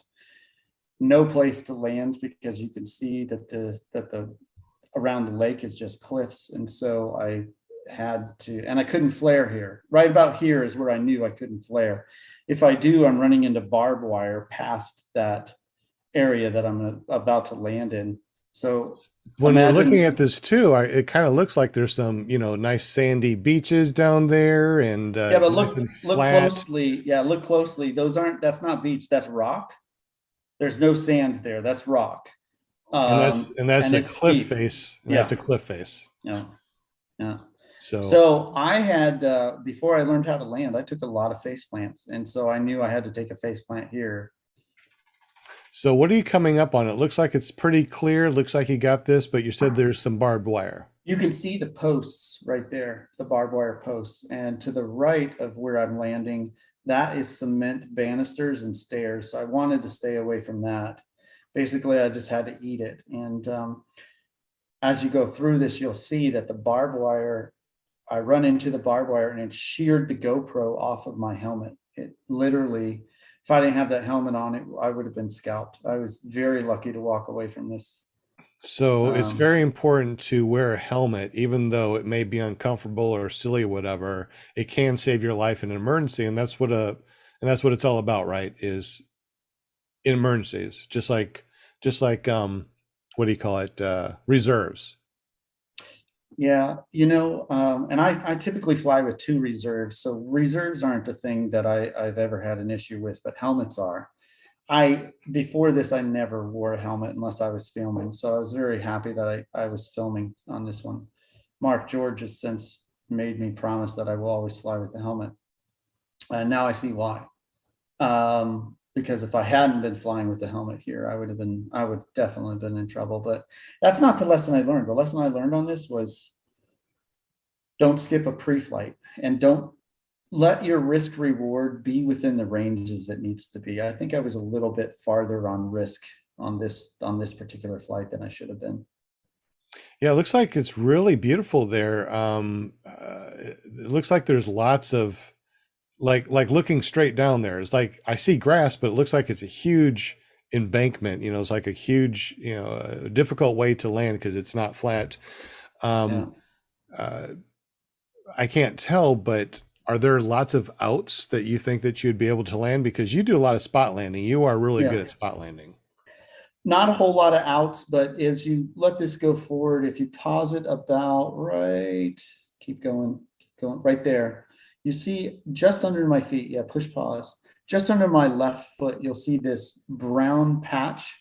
Over there is where a thermal was coming up. So I could go over there, catch a thermal and go up. So I'd go around the lake, come down a little bit. Right there, you can see it on right there is where that patch of brown is. Mm-hmm. I could always catch a thermal there and come back up. That was kind of my only out, really. And basically my engine dies right here. So there's no way I can get it back there. The wind is at my back here, by the way. Okay. So there's no possibility of me getting back to that out. I mean, really, this was the lesson for me in stop being so haphazard. Things can happen and things will happen. And not only did I skip a pre-flight and not adjust this carburetor, but I was flying probably where I shouldn't have been flying. I was just so desperate to fly that I didn't care. I didn't care where I flew from. I didn't care what it looked like. I just wanted to fly. And I've gotten away with stuff like this 1,000 times, but this was that once that it came up and bit me, And so lesson learned. It's not, I'm definitely going to remember this one for a long time, because when I'm looking at your setup there, did you have flotation? No. And flotation, by the way, that wasn't a big deal to me. I was ready to bail into a lake if I needed to. And I had time to unhook and bail into the lake if that was an option. But I felt that this side of this cliff was actually a better option than bailing into the water here. So Yeah, I'm looking at all this, and you can really tell from this angle that it's a complete cliff face. That's Yeah, not a yeah, flat sandy area to mhm, lightly touch down on. yeah, Right there is straight down, yeah, and that's exactly what you're going for over here too. You notice that everything was just yeah, yeah. no bueno. So where was this located? Where are we? This is in Guatapé. It's Colombia. This is not where anybody that would go fly. The reason why I had access to this is because I knew one of the pilots, and that ledge where I took off from, he actually rents that ledge, and that's his LZ. But this is not a place that any pilot would actually fly out of. And this is 12 hours away from where we're actually would be flying in Okay. Colombia. So It looks like you did perfect. I mean, that this little area right here, and look at these switchbacks, these all the way up here to this house. I know that you guys there were some people there that helped you with that, correct? yeah, so a little girl, she was in grade school, saw me, and she came down and brought her grandmother and her little brother, and her little brother is probably maybe first grade or something around there, and they actually made sure I was okay, and I had to carry the motor all the way up to that house, and they gave me some water, and it was really cool. They didn't speak any English, and I don't speak any Spanish, so there was no conversation to be had. But it was kind of cool that people actually were concerned and stuff. So yeah. Did you hurt yourself at all? So I couldn't sit down for about a month. I had bruised my tailbone severely. And I had some scrapes on my shins and stuff, but that was about it. Yeah. The worst of it would have been if I didn't have a helmet. I don't think I'd have a scalp today. So because the the barbed wire literally severed the mount of the GoPro right off my helmet. So because we don't know when we will have a motor out. Oh, what is this right here? Who's that? Is that you? Yeah, that's me launching. You can see that as soon as I launch, I have no power. I'm full power right here, full power, and you can see I'm not getting any lift. What was your Right, altitude there, by the way? about 5,000. Wow.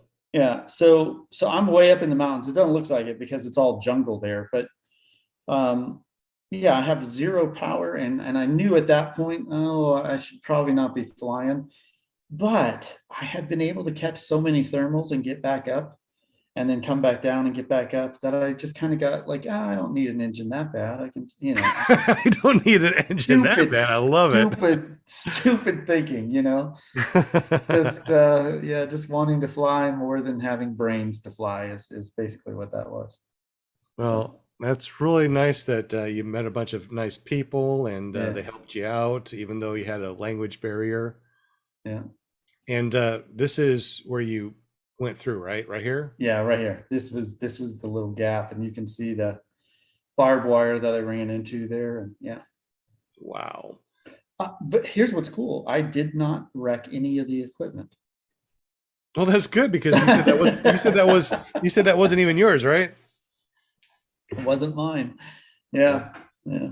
But I'm really glad that everything's good, and one of the things that I really enjoy and I really um, think is awesome is that you put this up on the internet to show people, what happened.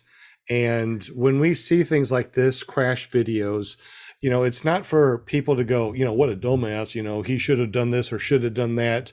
It's not about what you should have, could have done. It's about what happened and how he took that. It's like all of a sudden, boom, there's no power and there's no place to go.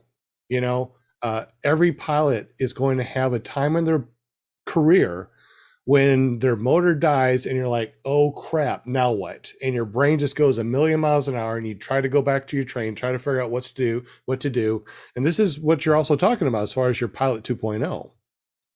What do you do in these situations? Have you really, what do you do? And I don't think that I would be able to do anything different. I mean, I think I would have, probably almost scalped myself too. But So this is the thing in SIV, you don't learn muscle memory. You're not doing it for long enough, right? You're just learning the brain. Okay, this is what I should do. But when you go back to your instructor and you're training every flight, hey, you're training spot landings, you're training something for your muscle memory. When something crazy does happen, you can rely on your muscle memory to make the right decision.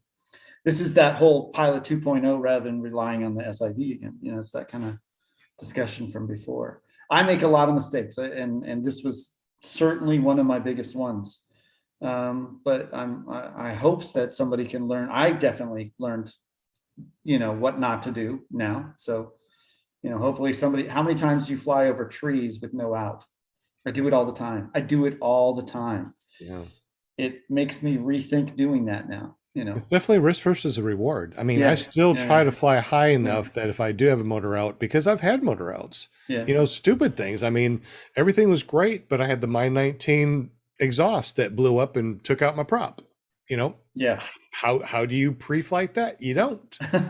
You know, one time my fuel line cracked a little bit, so it's, you know, sucked up air, which means that no fuel got to my carburetor.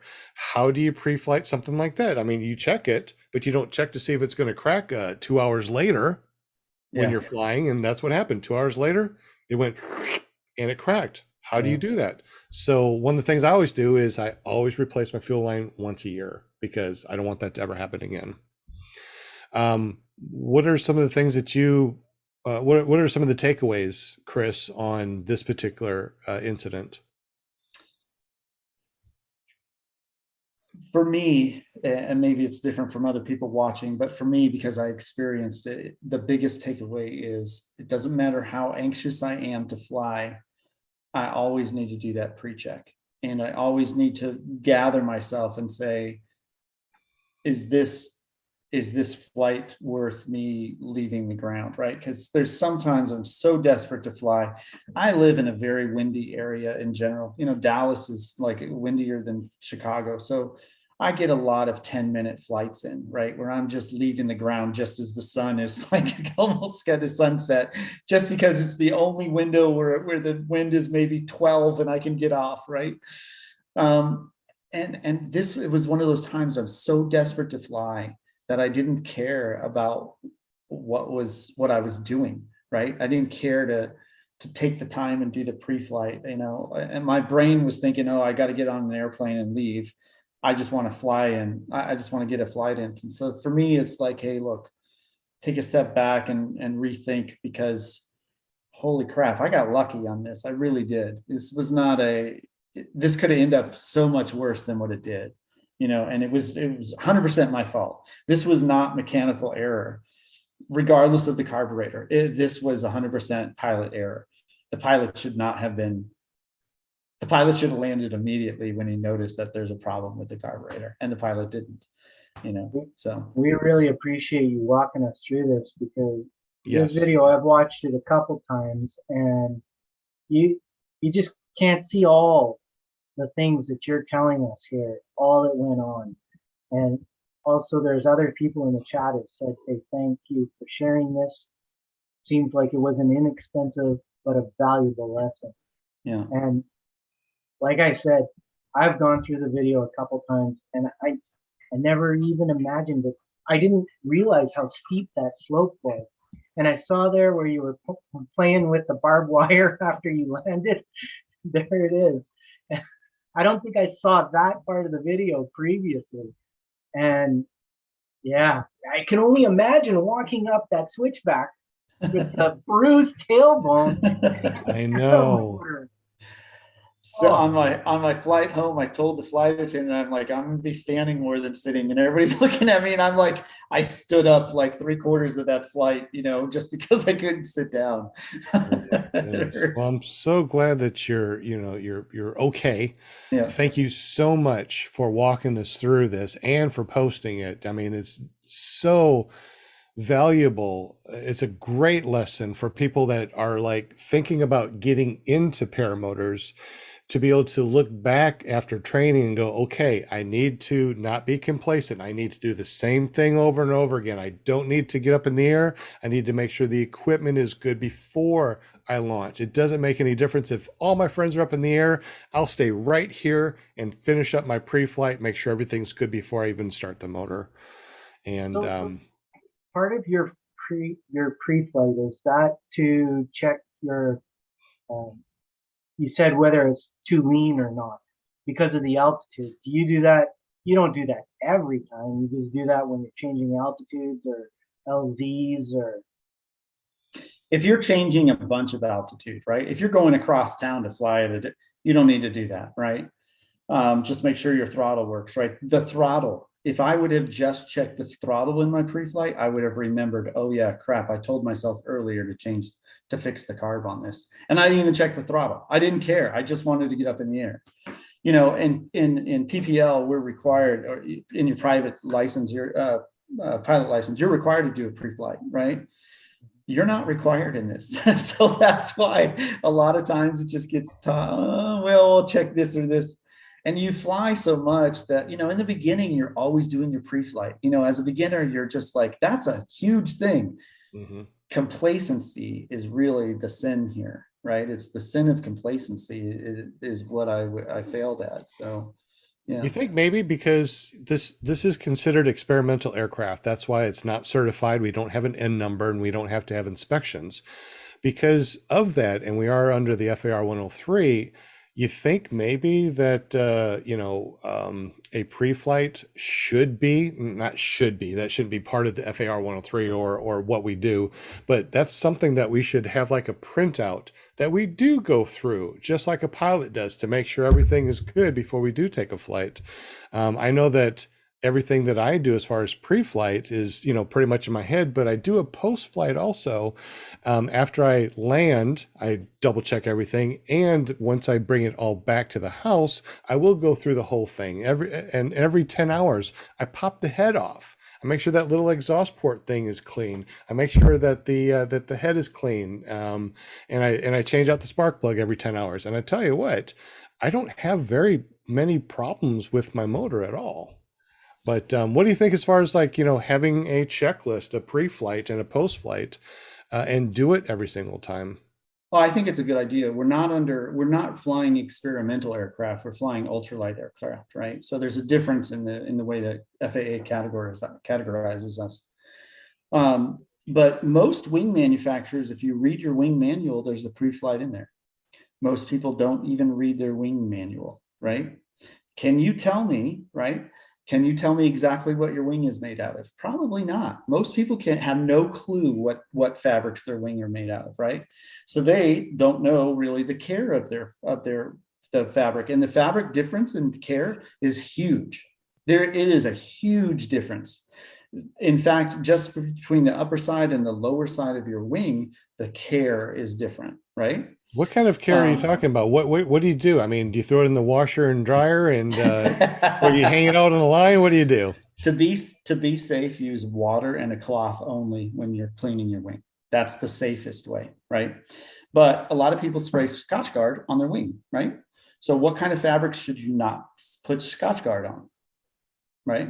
Well, there's a huge list of those. Porchers gives a list of what you should be doing with your wing care. So everybody, I think, should visit the Porcher site and how do you spell that? Porcher. And they'll go over their different fabrics and how to care for those different fabrics, right? Lines, huge importance to lines, right?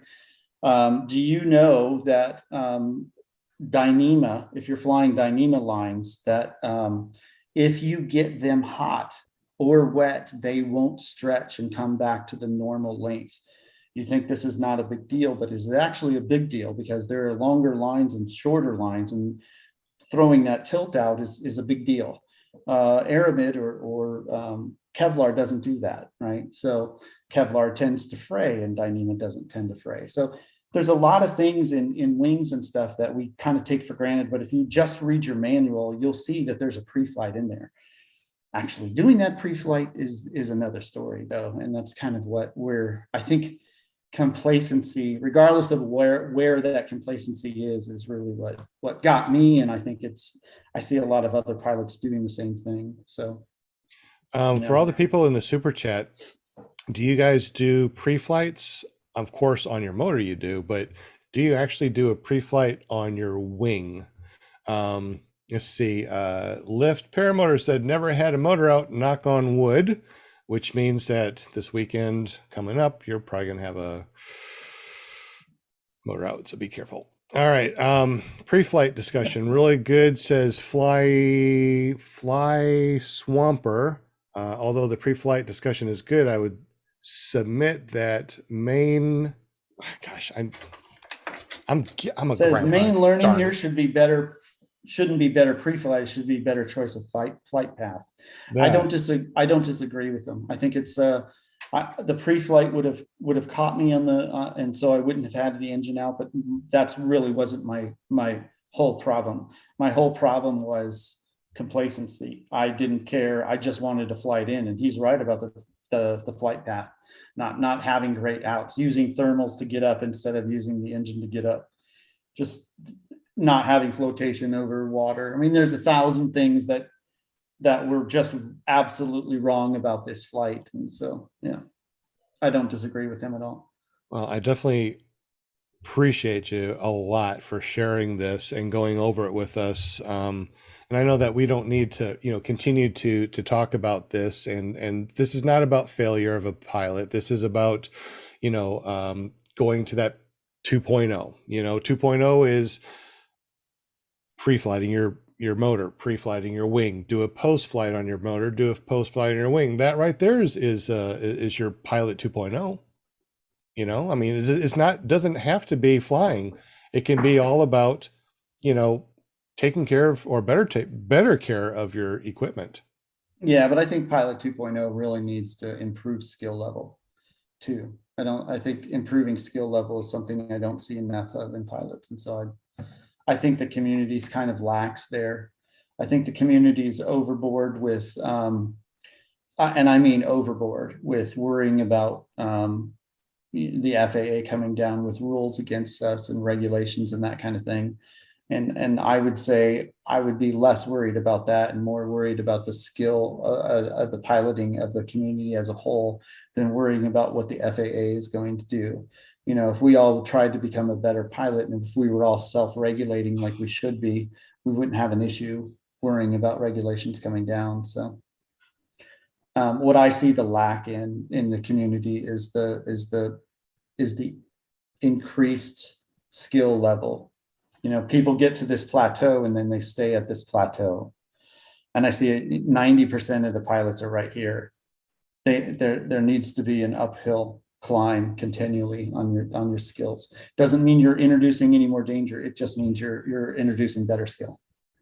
Interesting. We are rolling up on 9 o'clock.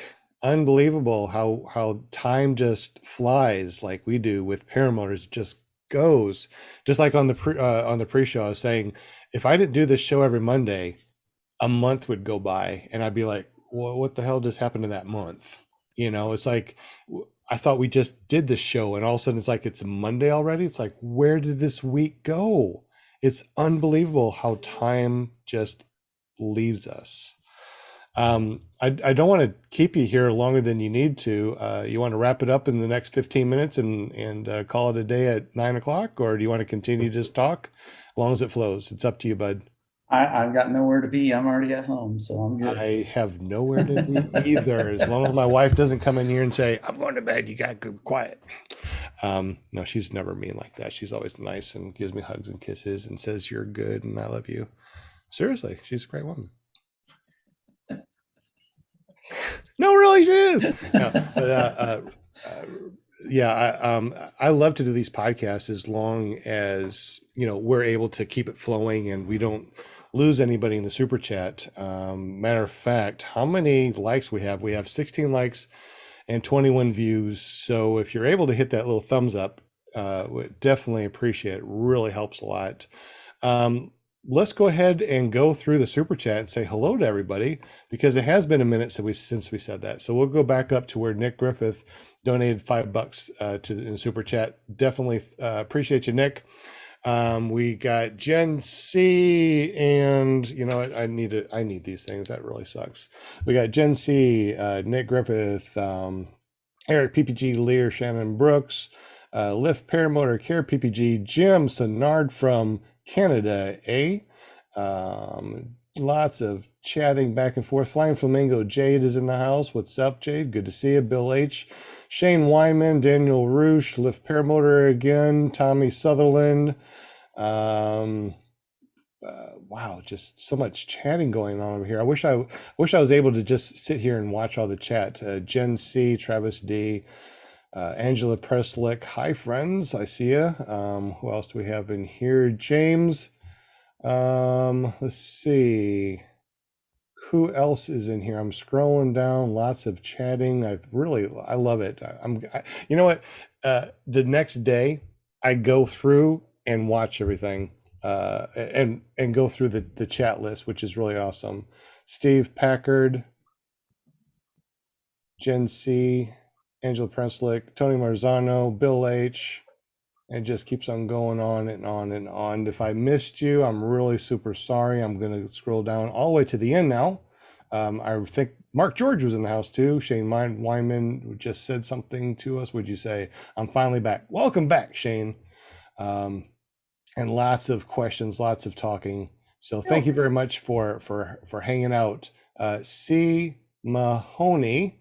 Hey guys, sorry I'm late to the party, but my ETA is 1 a.m. on Thursday. Oh, is that going to be okay? Will the field be open to park camp at Bad Apples? As far as I know, because I'm going to be there at Thursday also. So hopefully we will all hang out and I'll say what's up over at Bad Apples. Anyways, did I miss anything, Mr. Jim? Everything's good. Are you munching on something? Maple syrup, maple syrup money? Oh, you're going green. Good for you, bud. Well, what else is going on with you, Kris, as far as the companies? I know that you got a lot of companies that you're running. You going all over the United States and all over the world, apparently, setting up different things. Just absolutely amazing, all the stuff you do. Anything else going on that we didn't touch on by any chance? My daughter, this is the best news I've had in a long time. My daughter's getting married. Oh, congratulations! Yeah. So awesome. Yeah. When's That's the big a day? huge thing. So I'm not sure yet. Okay. Does she was, fly? No, actually, she's been begging me to take her up on tandem, right? If I do, I have to do it out of the country because I don't have my tandem exemption here in the States yet. Gotcha. So I might actually just bring her down to Columbia and fly her there or something, or get, somebody I know here to fly her around. I taught my son. You don't need your exemption over in Columbia? There is no, I don't think there is an exemption. There's a license. Rules are a little different there. I figured saying the rules are a little different. Okay, I've asked, I don't quite understand. Basically, they told me this: stay away from air traffic, like stay away from airports, stay away from cities. Nobody will bother you. Yeah, that's kind of like over here too. If you're not around cities or airports and you're just out in the fields, nobody cares. Yeah, nobody will bother you. So okay. Yeah. So and I want to also do free flight as well, and so that's why I've been spending a lot of time there. Just the instruction I'm getting over there is amazing. I taught my son how to fly last year, or maybe it was about last year. Free flight or motor? Free flight or motor? Oh, really? Both? Motor, wow. Motor. Yeah, he's now at the university. He's a freshman at Purdue now. Congratulations. So he'll be coming to Bad Apples. Whether he'll fly or not, I'm not sure, because it's been about a year since he's flown, and that's not someplace you want to learn, or relearn. That's not a learning thing while you're flying. Too much traffic. So he'll probably just hang out. But my daughter's been begging me to take her up. So I think that's awesome. Yeah, I just need to actually spend more time at a school. Maybe I'll hit up Noah. I think Noah Rashetta does tandem lessons, I think, doesn't he? Is it Nick or Noah that does the tandem lessons? One of those guys does. I think might hit them up and do some tandem lessons and get my exemption there. I guess we can So- ask people in the super chat. Everybody in the super chat, where would you go, or where would you recommend to go get your tandem exemption? Keep in mind, it's foot launch. I'm not interested in trike. Not interested. Yeah. Oh, you don't trike at all then? No, I just I have this thing, right? Where is if I'm old, Sean. I'm old. Yeah, I'm And older, it's than, one I'm of older those- than you, buddy. It's one of those things where as soon as I start getting on trike, it's kind of like it's a mental thing for me, right? So you think that once you start triking, you won't want to go back to foot launch? No, it's just that I'll have an excuse not to foot launch in a nil wind. There are times where, nil wind is tough, right? And there are times where you blow launches and you're just like, oh, I hate this. And if you had a trike, you would just be like, well, it's nil wind and I know I can get up with the trike, no issue, without, expanding any energy. It's that mental thing for me. I'm just trying to stay away from trikes as long as possible, just because I know the inevitable will hit me eventually. And while I have the legs, I definitely want to use them. So I want to do tandem foot launch, even though I know tandem foot launch is like a disaster waiting to happen, just because I've seen enough of those videos to where it's like, oh gosh, it's one of those things where you really should just kind of, do it as long as you got a good helper wind, nil wind tandem foot launches they never end up I've seen a bunch of those videos too. But here's something, get yourself like a retractor trike, not an actual trike itself, but like something that you can bolt onto your foot launch. And that way, like when Bad Apples rolls around, I'm gonna take my trike thing and I'm gonna, drive myself to the other side of the field, and I can unbolt it and fly from there. Go fly around foot launch, land there, bolt back on, and drive back over instead of walking. Your paramotor. You know how hard it is walking a paramotor. It wears you out. So I think the wheels is the way to go. Yeah, but sometimes that's the only exercise I'll get all day. Is just because what I do. It's like I'm behind my computer all day long. So sometimes walking my paramotor is the only exercise I'll get that day. I don't want to give it up yet. You know who Mr. LoJack is? You watch his stuff? LoJack. I can't remember his Wojciech or something. He's a Polish guy, right? You know Mr. LoJack? Okay. If you don't know his channel, look it up. He's a dudek experimental pilot, right? So he's a team pilot for dudek, and he's also does all of their test piloting and stuff. I mean, the guy is world champion X times over. He is an insanely awesome pilot. In fact, I don't think there's a better motor pilot out there than Mr. LoJack. And he once in a while will take a trike, and I've seen him do slalom courses with a trike. It's amazing, his skill. So I think that, if he can do a trike, so can I, but I still don't want to. I want to stay away from those as long as possible. So no, there's not really a lot of places that really allow you to fly a trike. I mean, it really has to be, open, flat. So I don't trike a lot. Usually when I take the students over to the sod farm, I'll bolt it on and, tool around and do some triking and stuff. But all in all, I still foot launch majority of the time, and nil wind launches, because we do the power, nil wind, it's still 10, 12 steps and you're in the air. So and you better commit and run as hard as you can. And every time I foot launch in this nil wind, I'm like, I gotta lose some weight. Yeah, I kind of feel the same way too. Yeah, gotta lose some weight. Yeah, it's hard at this age though. It's tough, it's tough. And like I said, I'm still older than you, dude. You're just that youngin. You're just that youngin. Okay. All right. Wow, we got 24 likes and 22 people watching. So thank you very much, guys, for hitting that thumbs up. That really does help a lot. We definitely appreciate you guys. It's rolling up on 9 o'clock. What else is going on with Paraswag? Anything in the works other than the really cool prop that you got going on? Anything else? I know that you guys have that. What are some of the things that you over at Paraswag USA has that's really neat, like the hub, the one-click hub? You pull it off, put a new prop on, click it on. There's no more bolts to turn. What are some of the cool things that we can find over at paraswagusa.com? Well, Paraswag has a couple different quick release hubs. The one that I like is the 100% aluminum one that twists on and off, right? I like that way better than the quick release one.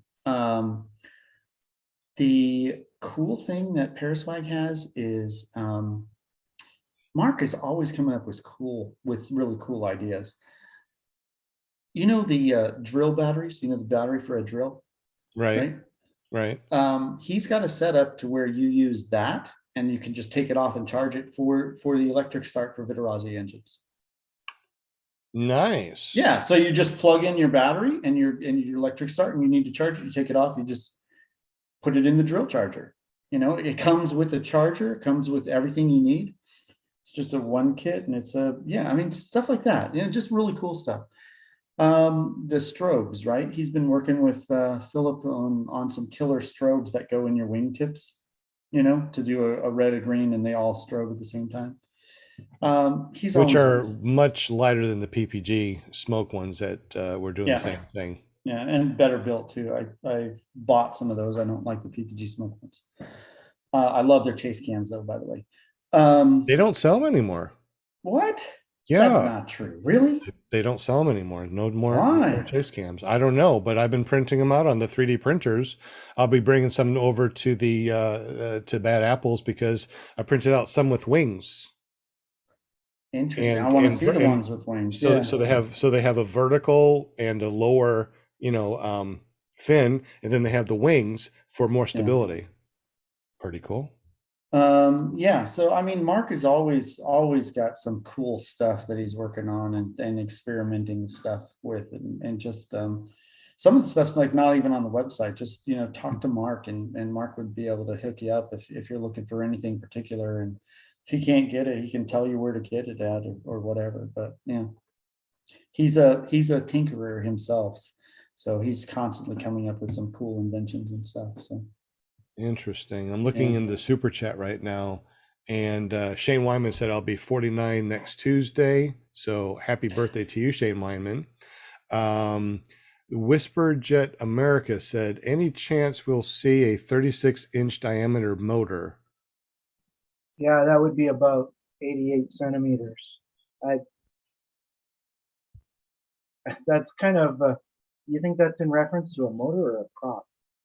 I'm not sure. Can you let us know, Whisper Jet America, is 36-inch diameter motor? Are we talking about a prop, or are you talking about the size of the motor itself?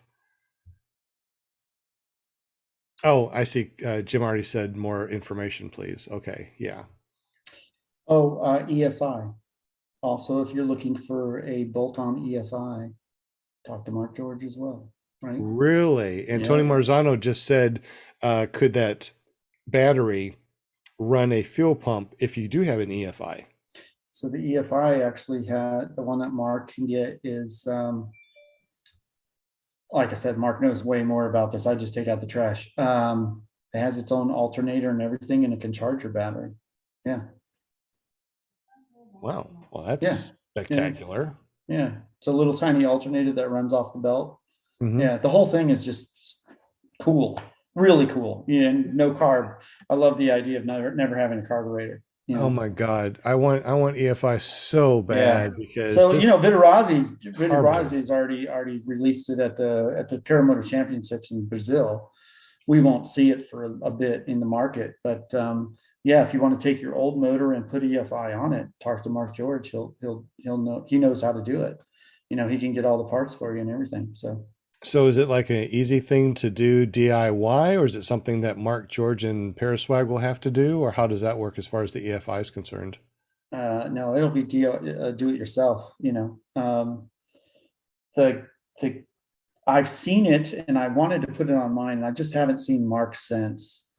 But I have two motors that I really want to put EFI on. So I need to sit down with Mark myself and say, hey, how do I do this? But I don't think he's got it as a full, here you buy everything and it's just a, quick 30-minute job, but I think he's working on getting that done. So it's like a one-stop shop. You just buy it and you just bolt it on type of thing. But I know that's coming down the pipe, and as far as Parasite goes. So. I'm going to have to talk to Mark about that. I have not talked Yeah. with Mark in a while. He's been all over the place doing all sorts of Yeah. fly-ins and having fun and stuff, and staying Mark away is from. teaching flying now too. Yeah, He's down with Ron Turan at Lone Star Paramotor teaching. So he's getting in his instructor license and everything. So yeah, interesting. Mark eats, sleeps, and drinks paramotor at this point. I think a lot of us do. Whispered Jet America said the size of the back, not the motor itself, but the cage size. Yeah, so there is that mini mott that's out there that's from Europe, and it's got a smaller cage size with a very small prop, but it's also got a very small fuel tank.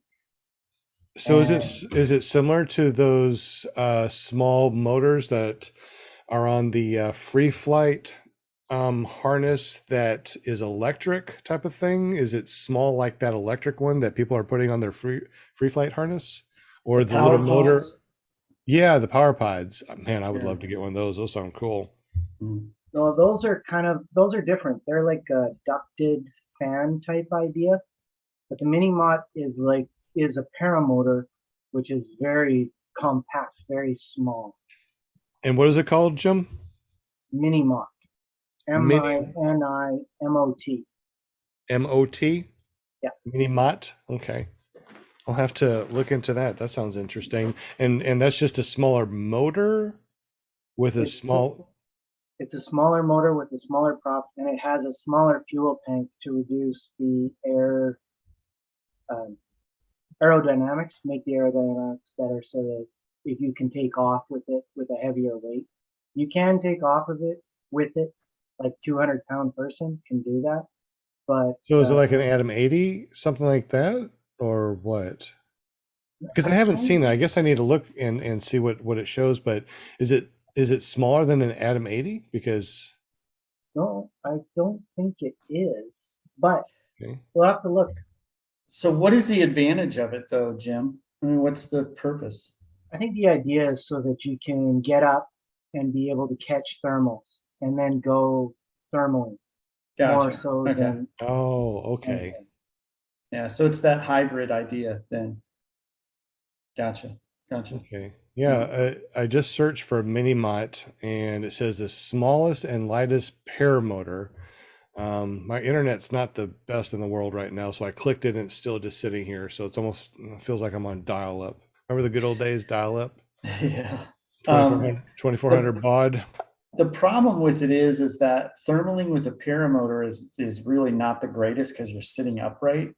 You don't get you're not actually reclined, and plus when you have a paramotor on you, you can't really feel the wing, so it's not as good as an experience as free flight. So that's why I like the idea of those power pods, because they're made so you're actually still in a free flight harness, but you have power just in case you don't live by a mountain and you can actually get up to elevation. So this looks like it's on a paramotor frame here, this mini mott.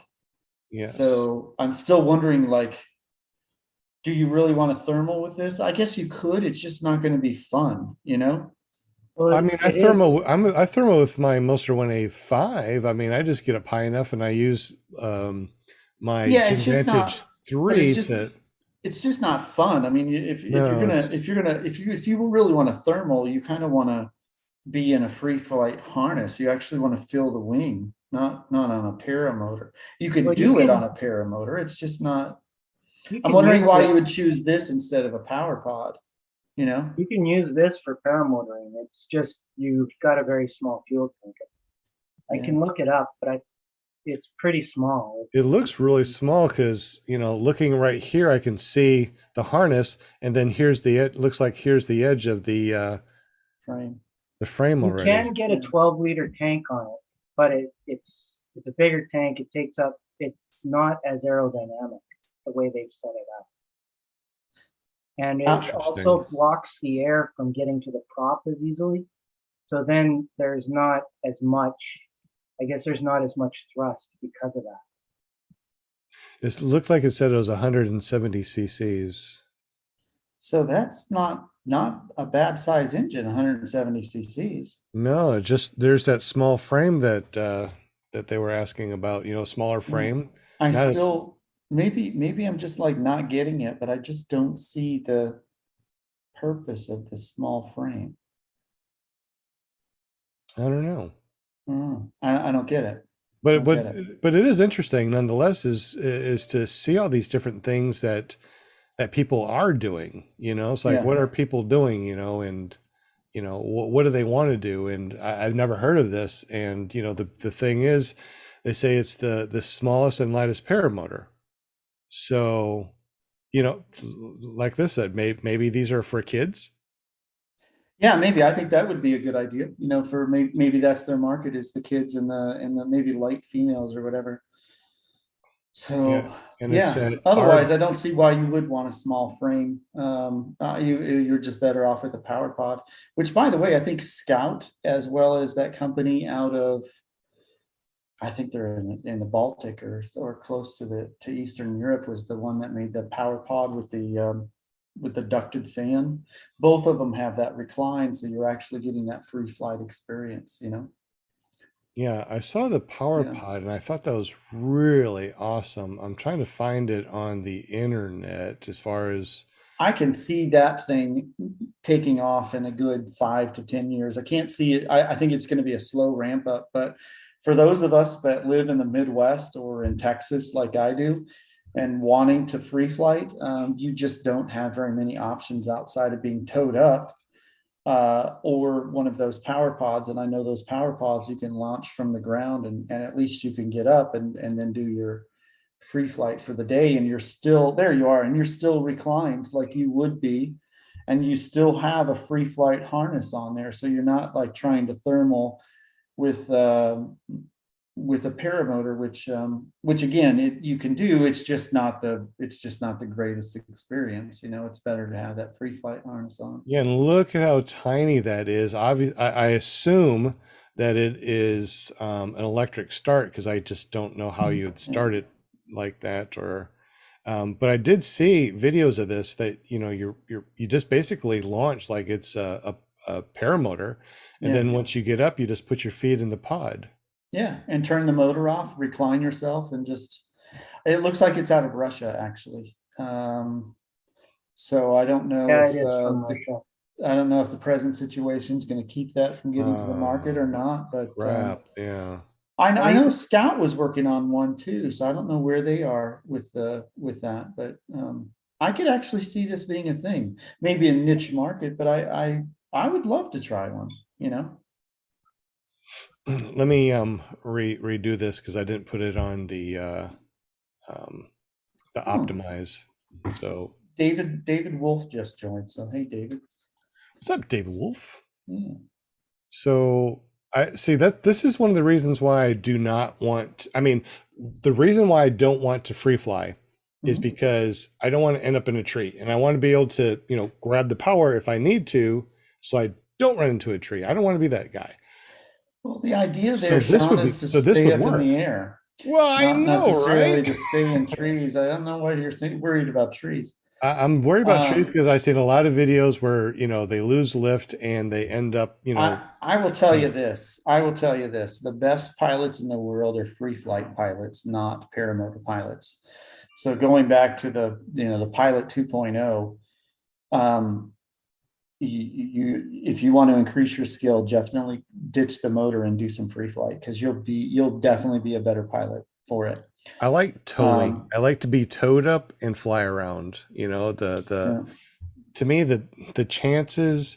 I think it's risk versus reward. You know. Well, I would also say it has to do with where you're launching, right? So where I launch in free flight in Colombia is that city of San Felix, which is overlooking Medellin.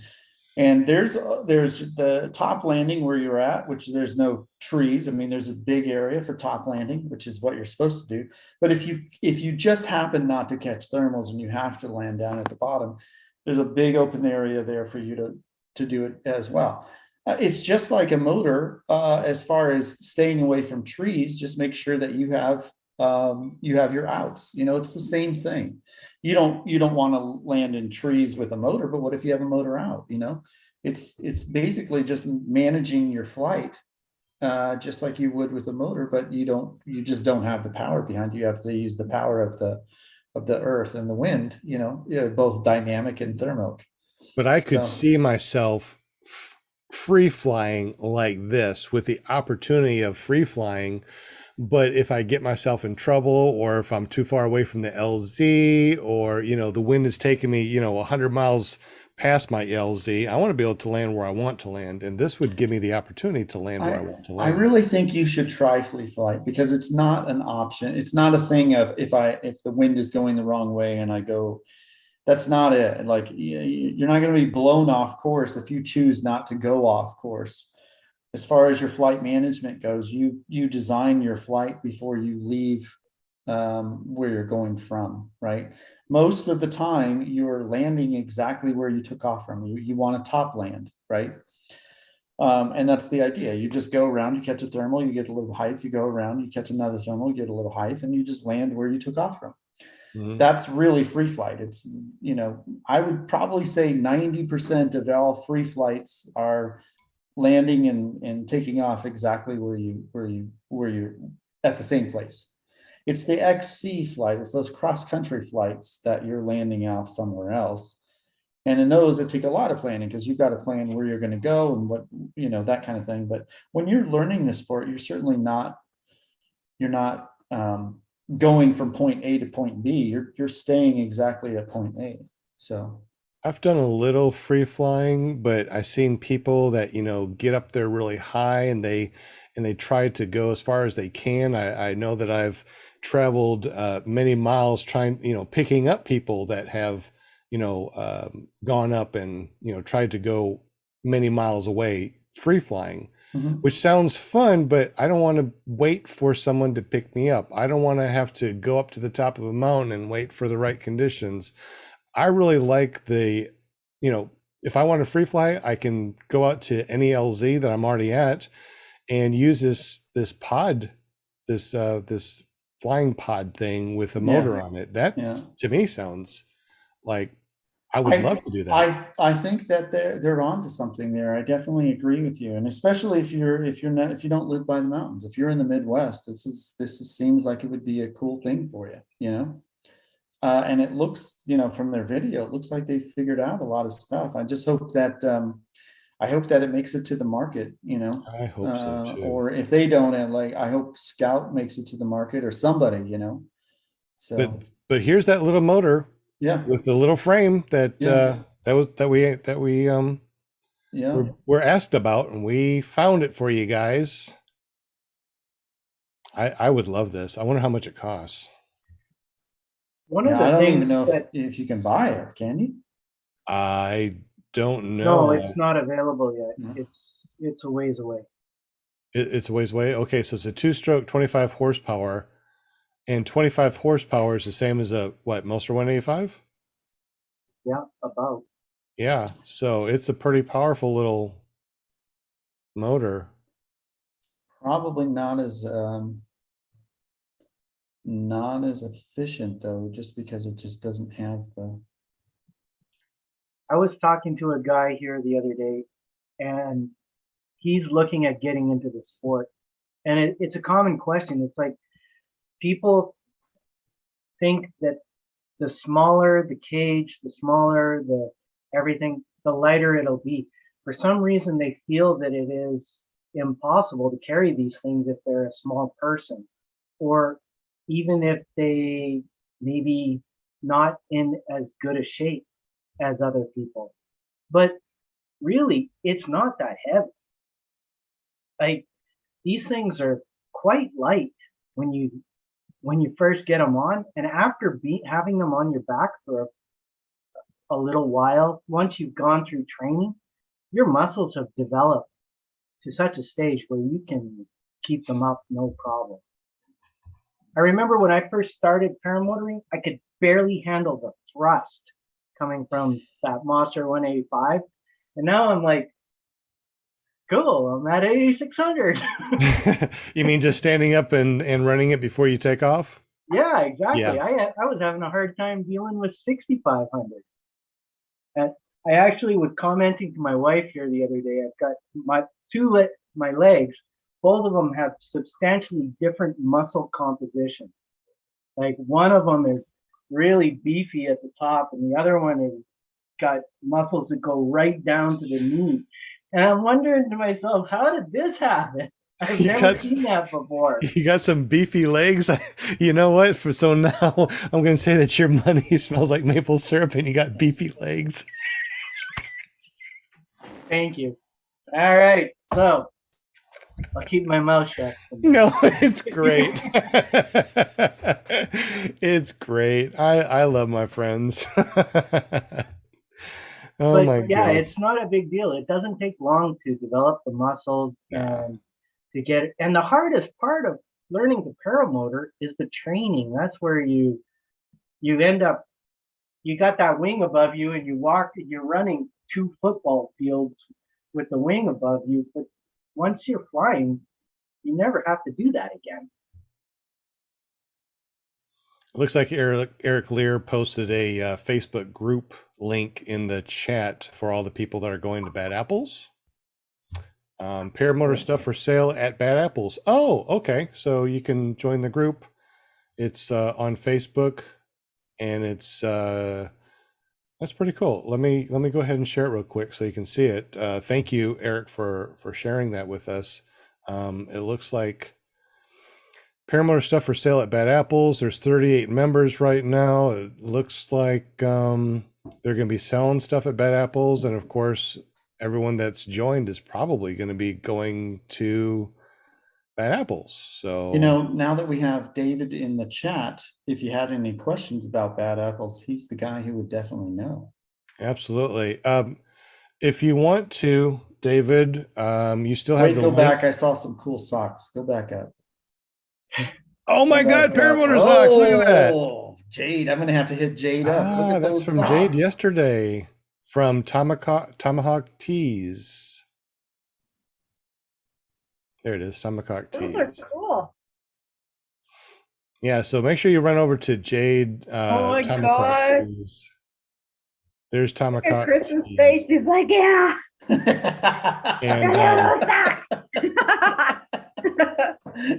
that's pretty cool. I don't blame you. Hey, Lift Paramotor wants to know if Kris has had a chance to fly the Go Flare Mustache. No. You know, those things are starting to become extremely popular, especially with free flight. Those mustache. I have not even had the chance to touch one yet. Would love to get my hands on one though. Awesome. Wow, it's going on 9:30 already. We're just rolling through tonight. I just cannot believe how quickly the time is going by. Moving right along. How many people we still have in this stream? I haven't even checked that yet. I've been looking at all these other things. Kris, have you had the chance to go? Okay, I just saw that. You better be there Wednesday too. You missed Ladies Night last week. TomahawkTees.com. Absolutely. Walter's in the chat. Walter from Australia. So you know what's good about when Walter says hello? We know that tomorrow is coming. That's right. So yeah. And the koala bears. And the koala bears are so adorable. So adorable. There is a place that I would love to go from coast to coast, you know, fly from like Perth to, even if you just end up in like Sydney or something like that, rather than going up to the Gold Coast or whatever. But that would be a great flight just over the bush. You know, you'd need to that flight or Mongolia. I think those would be the two bucket list flights if you ever wanted to do some cool cross country stuff. Both you would need support with, but Walter, if you ever want to be my support guy, I'll definitely head down south to Oz. And it's been a few years since I've been there, and do something like that. That would be fun. You know what? Maybe we should bring some people on real quick. I mean, it is almost 9:30. You know, I don't want to, you know, stay on until midnight, but I can put our information as far as Zoom in the super chat. If you want to jump on and hang with us for the next 10 minutes, maybe 15 minutes, you're more than welcome to. So here's the Zoom meeting. You can click the link and it goes straight to it, or you can use the meeting ID and passcode and log into Zoom, and you will hang out with all of us if you want to. So, all right, it is now in the super chat. So join us. I'm going to add a waiting room. So when you join, just hold on a second. I'll let you in. We had an issue where I just opened it up and had the craziest thing that happened. Remember all those people that just jumped in for no reason and started causing some havoc? So we have the waiting room now. Jim, anything else going on in the super chat that I missed? Lift Paramotor says that he's gone from coast to coast at the Outer Banks. Would that be like going coast to coast, coast to coast, coast to coast, coast to coast? Or isn't there a lot of coasts in the Outer Banks? I would say. We got a big coast. We got a big coastline here. Not What so is- much. How wide is the Outer Banks at the widest point? It's only got to be a couple miles, if that, right? Yeah. Probably. Yeah. But at least he can say he's we gone talking about coast the to Outer coast. Banks, like are we talking about Outer Banks over at like North Carolina Outer Banks? Yeah, I think that's what he's talking That's about. what I was thinking. And Walter says he's your man. You want to go coast to coast in Oz? He'll make it happen. Would love to do that. Would love to do that. Yeah. I'd love to be part of that. Man, Yeah. that would be awesome. That would be an epic trip, that's for sure. Yeah. We might As have long to as do there's that. no pandemic in the middle of it, because Australia is not the place you want to be in a pandemic. No, you do not. No, you do not. Didn't they just close down China again? They just closed down something else. I saw. Yeah, something not good over there. Yeah. Not good at all. Well, no one's jumping on, so maybe no one wants to chat with us. So, oh, that's right. There's a little bit of lag, so maybe it'll be a minute before they actually see what we're talking about here. Anything else, Jim or Linda? Any other questions or anything? No, this was fun. It's fun. I'm just like so chilled tonight. Just hanging with you guys.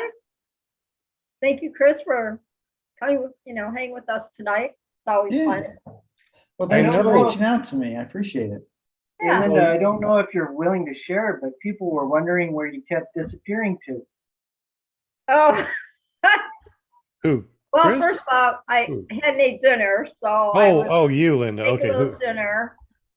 Yeah, well, Down I get on the show and then, I listen to you guys and everything, but sometimes, family calls. Yes, sister, what? Yes. Hi, Mom. Yeah, that's my Monday. Now everybody knows. Yeah. I'm like, I always tell them, I have a show. Don't call me. I'm on a show. Well, it seems like everything kind of slowed down. We don't have any more questions in the super chat. No one wants to jump on. We're losing viewers. We're down to 20 viewers, but we have 25 likes, which is good. Yeah. Hey, Lift Paramotor, I hope to fly with you too. And Fly Swamper, I am just east of Dallas. East of Dallas. Yeah. Was there something in the super chat that I missed? I don't know what super chat is. It was just in the regular chat. Oh yeah, that's regular chat, the regular Oh, chat is a okay. super chat. Yeah. I see. Okay. But I they're mean, all okay. super. Don't know they're if you're all starting to super become. chatters. I see, You I can see. say the super chat because they're all my super All right. chat. I didn't know Well, if maybe- he was going kind of like super training or something. Super chat. Oh, you know what? I never even thought of that. Never even They're all thought like of that, but super yeah. chatter trainers. I mean, that's what they call it, super chat. So I don't know. I think that's when the super chat says, like when they say, "Oh, someone just gave to the super chat." Yeah. Yeah, like when they say, "I got $10," or yeah. So Fly Swamper, I don't know where Katie is. I guess I could look it up. If you're Down ever by in the Houston. Dallas, okay. If you're ever in the Dallas area, let me know. I've got an LZ just right outside my house. And I'm in Terrell, if you know where that is, about an hour east of Dallas, half an hour, depending on the traffic. I'm down to Houston quite a bit. So, especially down, Galveston area. So yeah. Cliff Paramotor says, want to jump on, but girlfriend just pulled in. I understand. Take care of the girlfriend. Why be here with us when you can be with the girlfriend? I understand. It's all good. Matter of fact, I probably need to wrap this up also because the wife is going to be going to bed soon. Wife, are you still up or are you going to bed? I think she's in bed. I don't hear her. So I probably need to be quiet too because she's got to work tomorrow. She got a really good job at the bank. Oh, okay. So she works at the bank and I fly paramotors. So who has the better job? Ooh. Let's think about this. I know. I fly paramotors, work at Gosh. a bank, no windows, crunching numbers. Oh, it's just so not me. All I can say is God bless her. That's all I can say. I know, right? So we probably need to wrap this up. But anyways, Kris, thank you so much for hanging out with us. I know that we could talk probably another My phone's already going nuts. I told you. That's what they do. Yeah. I know that we could probably talk for another couple hours. I mean, we just yappity yap and talk about paramotors. Matter of fact, I was on the phone with a couple different people. A new person that I haven't talked to on the phone got up with me, and we started talking. Chuck, I think I put him in the thing. He also runs the Soaring Sky. Oh shoot, what is it? What was Chuck's podcast? I was going to mention it on here and I forgot. I'm saying it wrong, I think. Let me scroll up real quick. Let's see. It's Flying High. Chuck, are you there? What was it? SoaringTheSky.com. He runs that podcast. It's about soaring the big fixed wing, non-powered, what do you call those?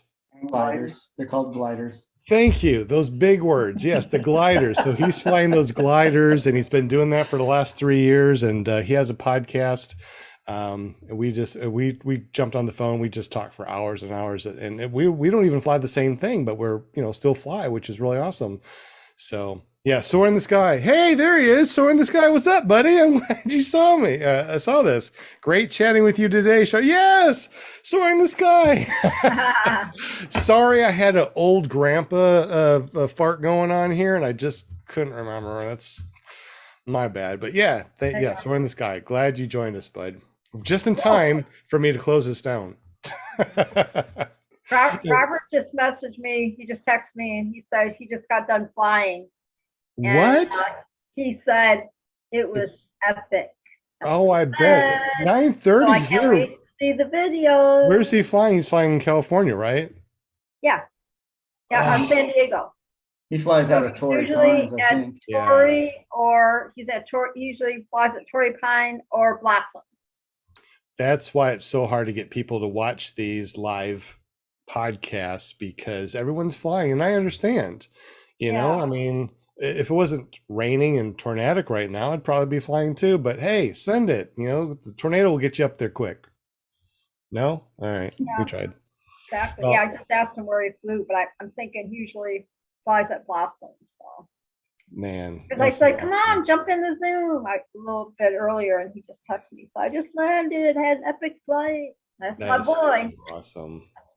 Hey, so I'm wondering, guys, that's still here in the super chat and here at the panel. podcast during the summertime when there's plenty of time to fly and stuff like that. Do you guys still want us to do these podcasts, or do you want to just, no podcast during the summertime and pick it up, in the fall and stuff? What do you guys think? Let us know in the super chat. While you guys are thinking about that, let me go ahead and give it up to Jim real quick. I know that we quickly went through and just said hi to you, but how many flights have you got in today or so far up to date? 114. Wow, 114. What's the average temperature up there right now in Canada? Oh man, it was so warm here today. I don't know what it was in Fahrenheit, but it was like 17 degrees. So 17 degrees Celsius in Fahrenheit is what? Super chat, let us know. I don't know. Actually, Kris probably has a good brain and could just figure that one out. It's in the 60s. It's in the Wow. 60s, right? So Celsius, take double it and then add 32 and you'll be roughly there in the area, right? So Dang, Mm. you're a walking weather channel there. I couldn't even think that quick. Kris is a cool cat. Celsius of the, yes, I could just be putting that on Facebook. Well, I walked today and the weather was, yes, whatever you said. Yeah. Kris is a cool cat. What was it? Bad Apples or Moonshiners that we hung out for a while? Was it Bad Apples? I've seen you at both, actually. I don't Yeah. remember. Yeah. Yeah. Oh, Bad Apples. Yeah, you drove to Bad Apples. Right. And you stayed with the Lears, right? Yeah. Yeah, it was Bad Apples. And then I came over and I was hanging out with you and Mark in the trailer for a little bit too. And we talked about cool paramotor stuff and all the cool things that you were going to be doing in the future. And here it is. It's come to fruition. Everything's Well, let's do it again at Bad Apples this year too. I'm excited about Bad Apples this year. I am too. I wasn't excited last year because I was just like, it's another fly-in. But once you've experienced Bad Apples, you just got to go back. That is a really good fly-in. It's a great field. I mean, it's like a golf course field. Yeah. It's like our sod farm. It's just cut grass as far as the eye can see and go anywhere you want to and fly anywhere. And then the granite or the open pit or the mine or whatever they call it over there. Yeah, there's two of them up there. Yeah. So beautiful. The waters were just beautiful, turquoise and different colors, and flying over them is just amazing. I love flying over those granite mines or whatever they call them. See, it's getting too late. I'm getting tired. My brain's not functioning like it should. It's not at peak performance. Getting up at 4 o'clock in the morning or 5 o'clock, that's where my peak performance is, not at 9:30 at night. Boy, oh boy. I remember those days, getting up for work 3 o'clock in the morning. Well, I tell out the door by 5 o'clock. It's just for my students are I'm available for my students 7 days a week from sun up to sundown. And that can be for flying, that can be coming over and just going over weather apps, going over airspace. It can be just upping our knowledge. It could be trivia. It can be, going over FAR 103. It's anything. So I am nonstop from sun up to sundown, 7 days a week, all about paramotors. And I absolutely love it. I cannot imagine doing anything else. Can't imagine doing anything else. Good at it. All right. That's right. I'm getting pretty darn good. And we still manage to get it together on Mondays. Well, that's because of you. You help me out, and Jim helps me out, and we'll fly and the Lears. Yep. I wouldn't. Hey, couldn't do this without you guys. We have a show on Monday. No, could not do it without you guys. I absolutely love doing this. I love everything. Hey, did you know we got some we got some people that we are going to be interviewing over the next month. Do you have that list, or you want me to grab my list of the people that we're going to interview this guests month? for the month? Yeah. Oh, I got it on my calendar. You got it right there? Okay. Because I got on my, I'm like her. I'm old school. I got to write down everything on paper. I'm not really a digital guy yet. Know? Guess I could. So who's next week? we have, this is the guest that Jim invited. Jim, this guy is your instructor, right? Yeah. Aaron. Aaron Hack, how do you say his name? Aaron Hackle? That's very well said. All That's right. how I would say it. And you're, yeah, well, he trained you. You better say it. You better. Did you just say "yo, dude," or did you use his name? But you're going to be on next week too, right? So you guys can talk about how you all I trained. hope so. Goodness. Yeah. Sure. Okay. And then the following Monday we have Mark and Elena Honeycutt Woo, we got are the going to be on honey. board, and that's going to be a great show. And that's right after Bad Apples, that Monday, right after Bad Apples. And I believe Brooke is the one that invited them. Yes. And I PPG have to Pirate. say, I got to say another note. I appreciate you guys. If you find a guest, you want to bring somebody on, just, holler at me or whatever and say, hey, I got this person or that person, and I'll put him down on my calendar and we go from there. So just, yeah, I appreciate your help. I really do. And if you got somebody you want to bring on, yeah, please let me know. Good. And I can just kind of line them up so I know what's going on. So I don't book somebody the same day. Right. Who's the person the following week? Huh? What? That's it? Who's the next person? Who's the person on the following week? And then the 23rd, Chucky Wright. We got Chucky Wright. I think a lot of people know Chucky. Yeah. Do you know that? That Chucky was on our show Yeah. way back in the day too? Early days. Really, the early days, back when he had just a couple of hundred When he was subscribers. He was just starting out in the sport, I believe. He has almost 65 or 70,000 subscribers already. He's really building up a big. I believe it. Yeah. Yeah. And then on the 30th, we are possibly going to be chatting with Soaring the Sky, and that'll be fun. So Soaring the Sky on the 30th, if he still wants to. Okay. Make sure you give me the heads up, and I'll mark them down. Awesome. So I guess Soaring the Sky is right here in the super chat. So I mean, if you want to make it an official thing, you can say yes, I will be there on the 30th. Please. I'm watching. Nope, he didn't say. He's like, nah, I don't want to do it. Because I think, because that's the weekend of Torchport fly-in is the 27th to the 30th. There's a lot of different fly-ins that are going on. The easiest one that I know to check is going to flyindirectory.com, and that goes to the PPG zone fly-ins. But Josh is actually I sent him another list that I saw on, what was it? Was that our chat that I saw that list on? Yeah. I sent him that so we can update the fly-ins over on PPG Zone. And if you guys don't know, go to ppgzone.com, and it's like a Facebook just for paramotor pilots. And you can also see on the interactive map all the different pilots that are around you. So, if you don't know anyone around you, just sign up for PPG Zone and look on the map, and you can see all the pilots around you that are on PPG Zone. So it's pretty cool. I found something on Facebook too, where it was an invite for fly-ins in Michigan, all the Michigan fly-ins. So I joined that, and it actually showed all the fly-ins coming in. And next month, Holland, Michigan, which I went there last year in June when I was staying at my sister's house. I was able to go there and kind of hang out with everybody for the day at that fly-in in Holland. So Holland, Michigan. Gotcha. Not Holland, the country, Holland, Michigan. So yeah. And I got to meet up with Doug Martin, and it was fun. Oh, I didn't know that you got to meet up with Doug Martin. That's cool. Oh yeah.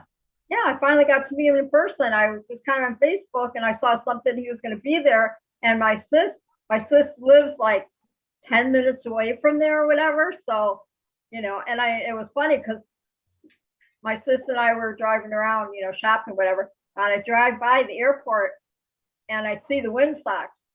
And I was like a little kid. I'm like, oh my God, we got to stop. We got to stop right now. There's a flying going on here. We got to see what's going on. And sure enough, and then I messaged Doug and he goes, yeah, I'm going to be there or whatever. So I said, okay, I'll see you tomorrow. Well, you need to make sure you run over to Bad Apples and hang with us. But anyways, I don't want to take up any more time for Kris. Kris, thank you so much for joining us. I know that you're probably weren't expected to be on here for so long, but I definitely appreciate you hanging out with us. All this information, you're going to be hanging out with us at Bad Apples, and I cannot wait to hang out with all my para peeps again. It's been way too long. Yeah. Well, thanks, Sean, for having me. I definitely appreciate it. So. Yeah, I look forward to seeing you all at Bad Apples. Except for you, Linda, which you won't be there, but maybe I'll make it up to the fly-in up in your area sometime. So. Oh, yeah, I hope so. And you're welcome, to hang with us on the show on Mondays. You feel like, don't have nothing else to do, just jump in the Zoom, You don't even have to ask. Just we send the link in the guest thing, and if you want to come on in. Yep, I opened it up to everyone on our guest chat. I think we have about 100 people there or so, and we ended up with getting bigger with you guys. That's all I got today. Yeah. Everyone else says that they're busy, they got water leaks, or they're flying, or girlfriend came home, or whatever. I totally understand. It's like, why listen to us when you can do something more fun, like fixing a water leak or something? Yeah. But anyways, Kris, thank you so much again. I appreciate you. Appreciate it. Tell us how we can get up with you, your Paraswag USA and all that fun stuff real quick. So paraswagusa.com. If you're looking for any of that stuff, but really you need to hit Mark George up for that stuff. I know nothing. Everything that I have anything to do with is My Dog is Choking. So my Twitter, my Instagram, Facebook, all of that is My Dog is Choking. I think actually Facebook, I think is Kris Wheeler, and it's Kris with a K. YouTube is My Dog is Choking. So yeah, if you ever need to hit me up, it's Kris, Kris at mydogischoking.com. Awesome. And I did put all of your links down below. So if you want to just look down below in the description, and all of his links that he gave me is there, including episode 31. The first time that he was on the show is down there too. So after this show, click that, listen to that. It's totally different. It's really neat going back a couple of years and listening to the first season, the first year of the podcast, a little bit different than what we're doing now. Yeah. And don't forget, if you want to go to Colombia and want an epic flight with me, just let me know. And I'd be happy to introduce you to the pilots down there and just have a good time. Awesome. I will. What are you doing tomorrow, Kris? Are you busy all day? Do you have anything going on? I'll give you a call tomorrow. We can chat for a little bit, unless you got a better day. No, good. Hit me up in the afternoons. Mornings are kind of busy for me this week, but yeah, hit me up in the afternoon if you don't mind. Yeah. Definitely. Sounds good. And to get up with you, just go to your Facebook or your Instagram, or would be a good way of actually getting up with you for people that don't know your phone number. Just email me at Kris at mydogischoking.com. Kris, Kris. So yeah. Yep. Awesome. All right. Great talking with you. Thank you very, very, very, very, very much. Appreciate you. You can always find me at iFlyParamotors or iFlyParamotors.com or ppggrandpa.com. Jim, he's up in Canada and he flies paramotors, so you can find him at careppg.com. But he also does a lot of printing, and he helps us with the paramotorcalendar.com, which you can see in the back there by his prop. He has a calendar there. Yep, there it is. And he's the one that prints them up. And we are going to be doing another thing soon where we are going to be getting, or you're going to be submitting all of your pictures, your paramotor pictures, or we'll be making another calendar to give away. Oh. And also, if you want to be on our show, all you have to do is get up with Linda Anderson from ParaMomUSA.com. It forwards over to her Facebook page. Just PM her and say you want to be on the show. We also have a show tomorrow, not us, but the Paramotor get-together hangout with Shane, PPG Shane, and also Eric Lear at Eric. PPG lear.com. And that's tomorrow at 7 p.m., same as us. And then on Wednesday, Eric's wife, Jade, has her own Paramotor podcast. It's an all-female podcast at paramotorgirl.com. Girls just want to fly. She's even had an astronaut. So I keep on telling Linda, you got to book an astronaut. We can't have her outing us with an astronaut. Oh, that's funny. I got to work on that one. So paramotorgirl.com. And then on Thursday, we have another podcast, which is paraglidingtalk.com with your host, Robert Michaels. And Robert Michaels is who to you? Every Thursday night. And, oh, yeah. Yeah. He is my crazy free flying son. Yes. So free flight. However, everybody. So he's a famous guy, and we got the famous guy's mom on the show. So yeah, I'm the famous guy's mom. Yeah. But you couldn't do without you. You can find me in the chat all week long because I hang out with everybody every night. I love it. Awesome. So go to PORCHER to look at your wing fabric and how to take care of it. Yes, is that what it was? Yeah, Portrait. Yep. And company out of France. Yeah. Okay. And they are the ones that usually make all the wings. So get up with them. No. They don't make wings. They just make fabric. Just the fabric. Every wing manufacturer buys their fabric from either Portrait or Domenico, or there's one place that I think is Da Vinci is the offset though. But generally, Porcher probably has a good 70 to 80% of the market in wing fabric right now. Wow. So take care of it better than throwing in the washer and dryer like I've been doing? I would say if you throw it in the dryer and you end up with a wing, I'll be surprised. No, I don't, guys. I don't. I never dropped it in any water. I've never caught fish with it either. But anyways, y'all have a great evening. Chris, again, thank you so much for hanging out with us. Jim, thank you so much. We appreciate you. Linda, love all you guys. You guys are wonderful, and we'll see you at Bad Apple soon. Thank you, chatters. 99. Thanks again, Chris. Appreciate you, buddy. All right. Thank you. Bye, guys. Nighty night.